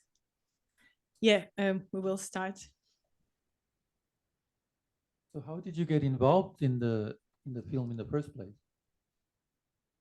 Actually, one of my mom's friends was like a part of it, and she was looking for people to cast, and they wanted to cast my dad, but he would probably rather eat a worm than be in a movie. So then my mom started talking to her, and my mom asked if I could like try out for it, and my mom didn't actually think I would, but I was like super pumped, and I said, yeah, sure, why not? And then I just like kept getting through the stages and got the role. So yeah, they actually had an actress already picked for this role, and then Saaa said, let's do a call out to Slovenian community. Maybe there is a girl somewhere there who speaks Slovenian and can act. And exactly that happened. So Lottie speaks Slovenian. There are a few sentences in Slovenian, otherwise film is 95% in English. And they didn't want to teach that girl Slovenian language. They wanted her to be natural, to really speak Slovenian. And that's how Lottie got casted. We have a question from Carmen. Thanks very much for this presentation. I just actually wanted to ask if you can tell us which production houses you worked with, like in Slovenia and in Australia. So which productions? Yeah. So in Slovenia, it was Swinger films. So Rok, can't remember his last name now. And in Australia, it was Switch Up and Green production from Melbourne. Yeah. Awesome. Thanks. Yeah. No worries. Do we have any more questions? Maybe Lottie or Michaela, how it was actually, you know, it was during COVID times and you were filming. Can you talk a little bit more? How was that actually going? You were based in Bendigo and you were filming in Melbourne. Yeah, so it was really, really short window in Victoria when the restrictions were not that strict. So the filming started end of March 2021 and finished by mid-May. And I think in June, it was full on lockdown again. So it was really, they caught that window. We still had to all wear masks, sanitize all the time. Except Lottie, you didn't have to wear a mask, right? But everyone else, they always had to have masks. So actors, just before they said action, they took off the mask, quickly touch up their makeup, and they did a scene, quickly mask back on. So it was really strict about that. And we had a nurse on set all the time from morning till evening, all the time there was a nurse there to attend any kind of challenges that might happen, or to recognize any symptoms that someone might have and they wouldn't recognize they might be catching COVID, because it's quite full on and stressful work. Not for Lotte, obviously, she had fun all the time, but for everyone else, it was quite full on. Thank you. Any more questions, or should we wrap up? Can you, yeah. It's a question for Lotte. Do you plan to continue acting? Yeah, I think so. But first I have to like get into an acting school, and I'm probably going to start trying to get more into it next year.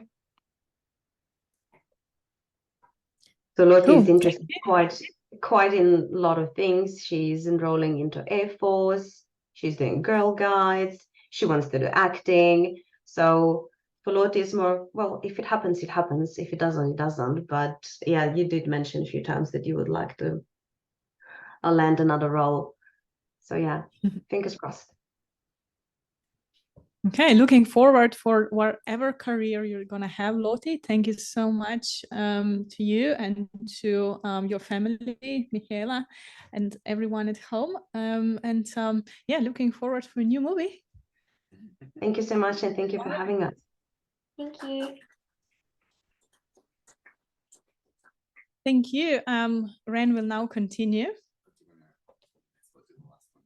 Okay, but I will announce our last speaker. I think we have online as well Matej Slobodnik, who is the president of the Slovenian-Australian Chamber of Commerce, and who will update us a little bit more about what the chamber is currently doing, where is heading, and how can we collaborate in the future. Hi, Matej. Hi, everybody. I'm still feeling very emotional after that video that I've just watched. And I have to say, it hit me so much that I actually had a tear, and it's just so very beautiful. So my deepest congratulations to all of your efforts. And I too very much look forward to learning more about your amazing work and the light that actually really shines through you, if I can just start this first. And I feel I've been put into a position where it's a hard act to follow as a final speaker. I feel like you should have been the final speaker. That was very, very, very impressive. So yes, okay, that was just a little recognition of that. Yeah. Okay, yes, thank you for having me. I have a slide to share. Let me hopefully try to share this screen. Can everybody see that? Can you see my screen? Yeah. It's okay. We don't see the. Yep. Yep. Is that good? Yep. Okay. So noting the topic today for discussion, I'm going to try to relate the slides and the little illustration of the chamber with a little bit of focus on, you know, the innovation and how we at the chambers level have tried to be innovative through the challenges and turbulences that we have felt throughout the last 10 years. Next year, the chamber will be turning 10. And I feel that's quite an achievement for trying to be competitive on this really big Australian market for the size of the Slovenian country. There has been a good amount of interest throughout the years, and I'm hopeful that will remain growing. So I'll just dive in now. Okay.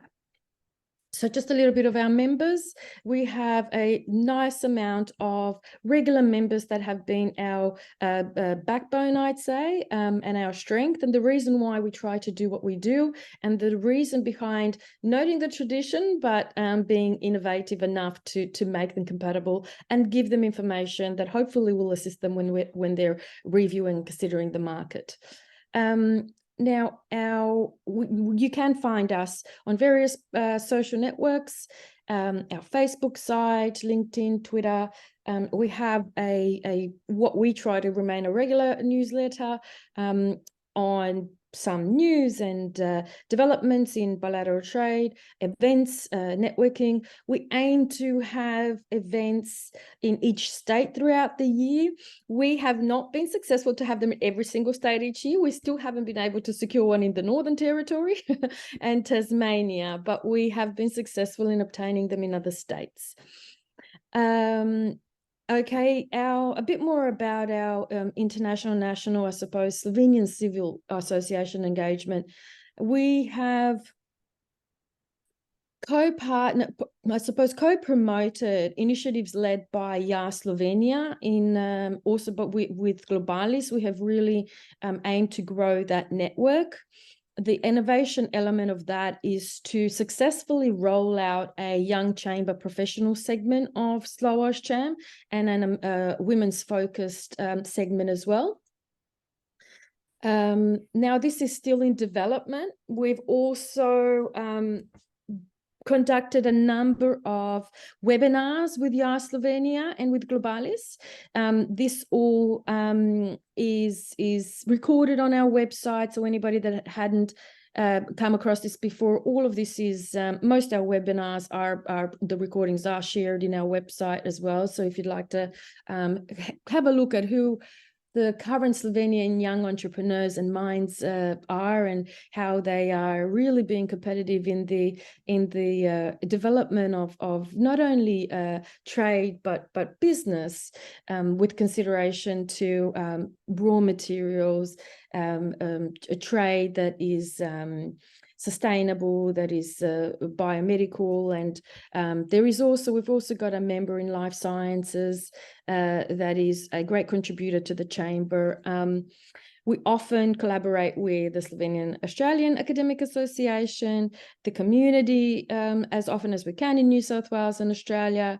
We have established a Slovenian representative as well of SloAusCham that is in Slovenia, and our board comprises of honorary consuls that are across Australia. So that gives us some access and others access to communicate through those channels to the chamber if necessary or desired. Now, there are some fundraisers that we had also participated in the past. Last year, we had a fundraiser to assist the cycling team's efforts last year in Australia. And that was quite successful. It was a beautiful day. There's a picture of all of the team, including some attendees of that event. And that was well received and appreciated as well by the cycling team. This year, we had participated in, I suppose, leading the flood fundraiser alongside all of those listed there, different groups and Slovenian communities, which was a very, very I think well-received outcome, considering that we had started this in a bit of a delay and a bit of the momentum was lost, but $37,000+ was put together and will equally get distributed to Caritas Rdeči Križ and Rotary Slovenia. So I'd like to actually, if all of those that are here that have participated in this, extend my thanks for being part of that.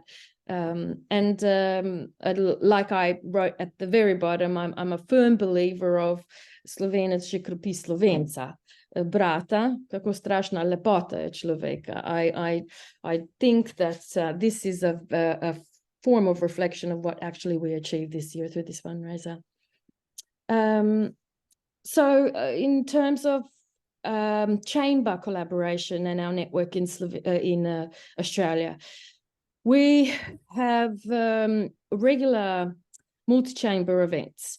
Because we are a little bit smaller in size, as we as a country also find it quite challenging when there is quite a network out there of larger chambers or more or chambers that have been established years before ours. The community in general in Australia is very nicely put together. The European, especially Union members, often collaborate together, and this has resulted in the chamber being able to provide networking opportunities that pretty much equates to 89% of Australia's population. I really think that's a good number, and we're hoping that that will remain growing through the years. Now, one of our main events, I'd say, is the Cruise with the Europeans. That is an annual event. This event is put together by 19 chambers of commerce. Last year it was 17, this year it was 19, with the addition of 2 more, which was the Polish chamber and the Croatian chamber. Some images that were actually taken yesterday, because our final event was yesterday. And as you can see, I suppose in the registration was very well received. There was over 700 attendees at this event, making a good platform for penciling in new relationships for the coming year ahead of us, and just confirming on how strong the chamber community is, not only in Australia, but not only in New South Wales, but across Australia as well. Many people typically come from across Australia to attend this event and to form new collaborative opportunities for their businesses in the upcoming year. I suppose I wanted to illustrate some ways of how we have been aiming to really bring Slovenian businesses forward. Now, one of the highlights for us is the expo. We were able to put together an illustration of the successes of the Slovenian pavilion at the Dubai Expo, and also were successful in obtaining the guest speaker of the Dubai of the Australian Pavilion in Dubai, Mr. Munir Sakari, to have a discussion on bilateral trade between Slovenia and Australia, and how that was perceived and collaborated at the Expo in Dubai. Also, the recording on our website, if anybody's interested in watching that. Another, I suppose, key activity is our annual luncheon. It's another multi-chamber event. This is typically around the discussion of budget. In the last 2 years, there was a luncheon with the Australian Treasurer. He was a firm believer in, I suppose still remains a firm believer of the benefits of doing trade with European Union member states. And we were lucky enough to be able to put that forward to our members so that they can ask questions directly to the chamber in a lunch environment, in a more relaxed environment. Also, we had the opportunity and pleasure, I'll put it as well, to illustrate and facilitate a two-way discussion on bilateral trade and the chamber's activities to the parliamentary visit this year.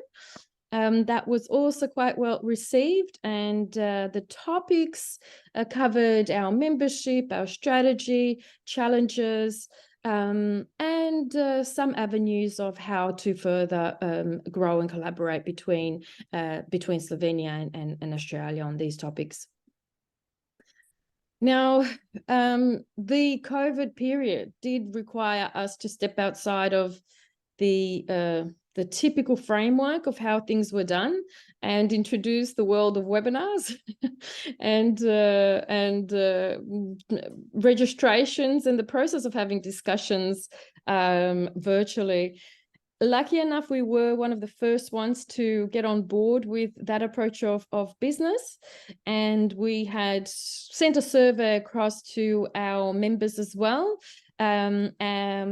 on seeking what they are mostly interested in and what answers they'd like to discuss or have presentations on.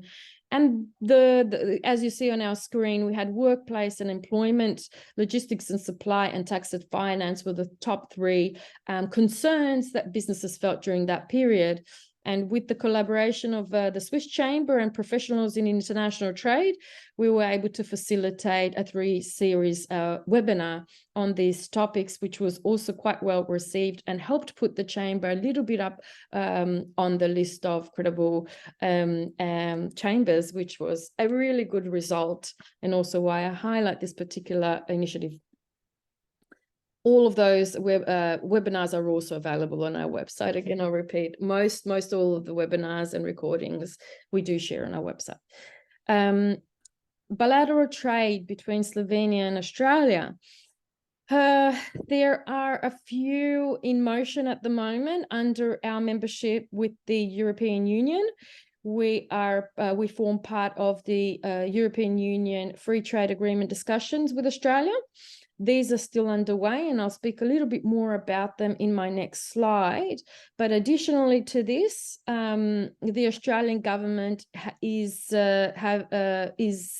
penciled Slovenia as a country that they would like to finalise discussions on a tax treaty, a direct tax treaty with, alongside 9 other tax treaties that they are developing, all of which would represent 80% of Australia's bilateral trade relations. So that's a double avenue there for Slovenia, and a very positive, I think, outcome for Slovenian commerce on a global level. Now, once these things take place and effect, there is a sectional ratification that still is from 6 to 12 months after the agreements are signed. So this might look that we will be looking in 2014, potentially 15 for it all to be in place. But we're optimistic that this will cause for a realignment and a different accessibility for Slovenian companies in Australia and vice versa. We are hoping to be well prepared for any increase in that respect, and have currently and are developing a brochure to illustrate the bilateral trade position of Slovenia and Australia and our members. And we're working also closely with Sydney University to cater for an increase and accuracy in terms of the market analysis per industry, which also ties into member value. Okay, so the EU-AU FTA in 2023, we're currently in round 16. Most topics have been agreed on. There was a little bit of a hiccup around the use of the terms feta and prosecco, and that gave a little bit of a standstill in July, but everybody is quite optimistic and willing to come to an agreement of how to tackle the various trade related elements of the use of these words and all the I suppose taxation issues that are related to that. But they are optimistic that the goodwill will remain and the agreement will be able to be completed. At the moment, there's some mentioning that potentially February next year, but I suppose we'll aim to see that. Now, if anybody is interested to come to still one of our events, now for this year, this will be the last event that we'll be co-hosting.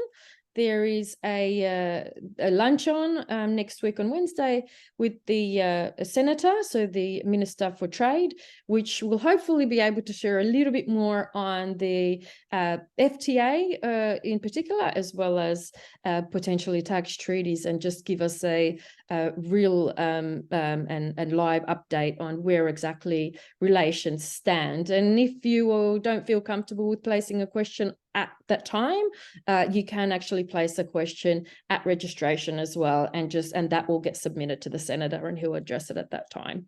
So everybody's invited if you like. And that's the end of my presentation at the moment. So wonderful. Thank you, Matej. That is an incredible amount of work and very impressive to see all of that coordination. I'm really interested just to start things off.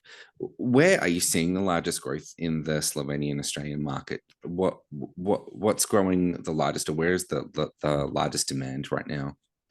I wouldn't say that there is a demand per se. Everything's been a bit on a standstill. Well, everything was placed on a bit of a standstill during COVID period. There have been a lot of shifts in a lot of industries. There are certain industries that remain as stable. The manufacturing industry really just stands as a quota, but therein is an increase in the life science space and in the area of compatible industries for smart city development. Anything that is on that level, Slovenia really does have a developed niche on, and I'm excited to see some of the industries and businesses and the services that are coming up these days are getting offered on a global scale from Slovenia's end. And there are more and more companies that are interested in doing business with Slovenia from Australia's end as well. So that's all very exciting. But everybody's put a bit on a break with the FTA at the moment. So I'm hopeful that once that's done, a better and deeper answer would be able to be given to you on this question. Yeah, and I can definitely see, I think the interesting thing is really seeing Slovenia's profile in terms of its smart cities and its biotechnology seems to be really gaining a lot of traction. Are you seeing that kind of in the conversations that you're having? Yeah, absolutely. There is also a good development of road monitoring at the moment that is from a Slovenian operated company as well. They are catering for a few states across Australia, advising and reporting to the governments, the respective governments, on the road and traffic optimization, I'll put it that way, that would then be compatible and appropriate for the development of the smart city within that state. And that is pretty impressive. Yeah, it's incredible. No, not speed ticket cameras, but just relations to understanding which roads have and this is my understanding of it. I have been somewhat briefed of it, but not in for full detail. So just the monitoring of the weight of vehicles per roads. So to cater for a heavy vehicle transportation and other public transportation routes and routes that can be taken on a public level that would, be able to address questions of emission, connectivity, and the like, is my understanding, and sound barriers and of that caliber, really. And where are you seeing the largest opportunity for growth? I would say within this space and life sciences at the moment, and that also is the focus of the Australian government, really within this area at the moment. So that would probably then be why the government would be interested in having discussions with a company that can fit within those areas. Mm-hmm. Are there any questions online or in person? No questions. Thank you very much, Matej. That was incredible to hear. And again, I'm in awe of the amount of work that the Chamber's been able to achieve. So thank you. Can I just also mention that it's all a voluntary basis? So if we are not as big and in-depth as we would, or the public would expect us to be, we're volunteers that do it, out of our goodwill and passion, I suppose. So thank you. I think there might be a question from Utis. Oh no, they're clapping hands, of course. Thank you. Thank you. Thank you everyone for joining us today online and in person. It's been an absolute pleasure hearing all of your projects and also being able to participate in some of the conversations. I think kind of the thread here is that innovation really isn't achieved alone. And to continue to innovate, we need to work together and cooperate more. Tradition is also not something that is mutually exclusive from innovation. These are things that can go hand in hand. And I think particularly, Matej, your talk really shows how the value of the traditions we've developed and the way that we've innovated are actually quite important and definitely of use and contribution to some of the largest questions that we're asking now. I'd like to thank particularly ANU for hosting us today and being very easy to work with. That's not always the easiest part. And very much thank you to Kaja, who's been wonderful throughout this couple of months of work. VTIS, who have been fantastic. And we really look forward to seeing how you kind of take some of these ideas and continue to grow with them. So I'll just pass over to Kaja for some closing remarks. Thank you, Ren. As I said in the morning, fantastic work. Now finally you got a little bit relief. Ren was working on this conference for the whole year, basically. We were looking at who could be potential speakers, where we're going to host it. And it's been a fantastic journey of 7 years of these conferences. We've made like a joint decision also at the previous SAAA meeting a month ago or so, as well as today AGM, that maybe we're gonna stop with a little bit of these conferences, but instead we will try to organize a more local events. So stay tuned for exactly next year, 16th of November 2024. It's going to be Saturday. We would like to create local events that are a little bit more family orientated instead of a conference. And this will be run by coordinators in every section. So let's discuss with sections maybe early next year to see what would be the best way moving forward with those local events. Mr. Stibilj showcased at one of the slides what they are looking at with the Office Slovenians Abroad. So he mentioned potential culture events, sporting events, or any other type of events that we could maybe host in various locations across Australia, and then maybe have like a little bit of a greetings of a short live stream all together.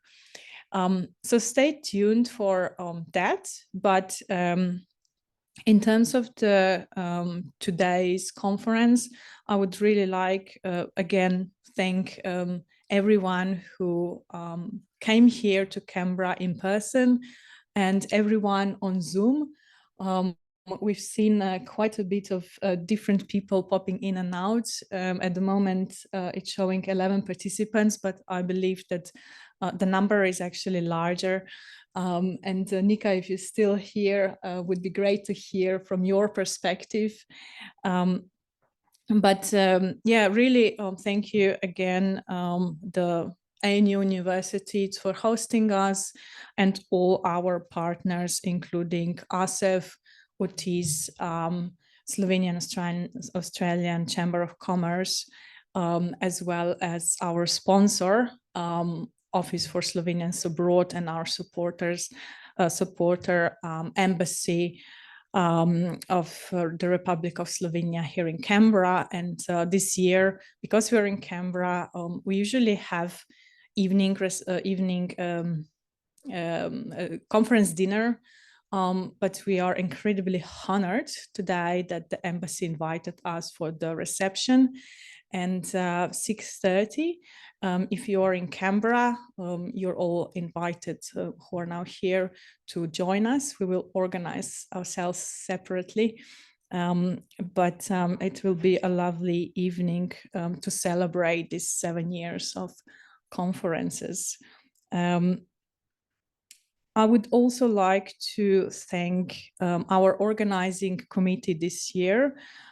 Together with Ren and myself, we had Professor Boštjan Kobej, our vice president, and always a good person to advise on various things, together with Dr. Juri Karlošek from the board member as well. We have our treasurer, Danica I, who was here in the morning. I'm not sure if she's here now, but she's our treasurer, making sure that everything is transparent, as well as our partners, Nika Rožanc from VTIS, Iris Bečaj from ASEF, and a new ASEF member, Kaja. So I hope I didn't forget anyone, but all our members, thank you for the support. Let's work together. And SAAA, as mentioned before, this is a platform for all of us. So if you've got any ideas for projects, programs we can do, SAAA is yours. I'm the one who is kind of pushing it, but if anyone wants to step forward, this is our platform. We are open for any ideas. So thank you so much. Maybe Nika, are you still there? Yes, I am. Yes. Thank you. Nika has been running everything behind and also present any final thoughts from your side? Well, it's been a pleasure to co-host this event with you. Thank you, everyone, and thank you, Kaja, for inviting us, the VTIS Association, again, as all the years already now. It was wonderful to meet you all, especially thank you to everyone who stayed for the networking session on Zoom. It was really good talking to you, and I'm really glad that the networking session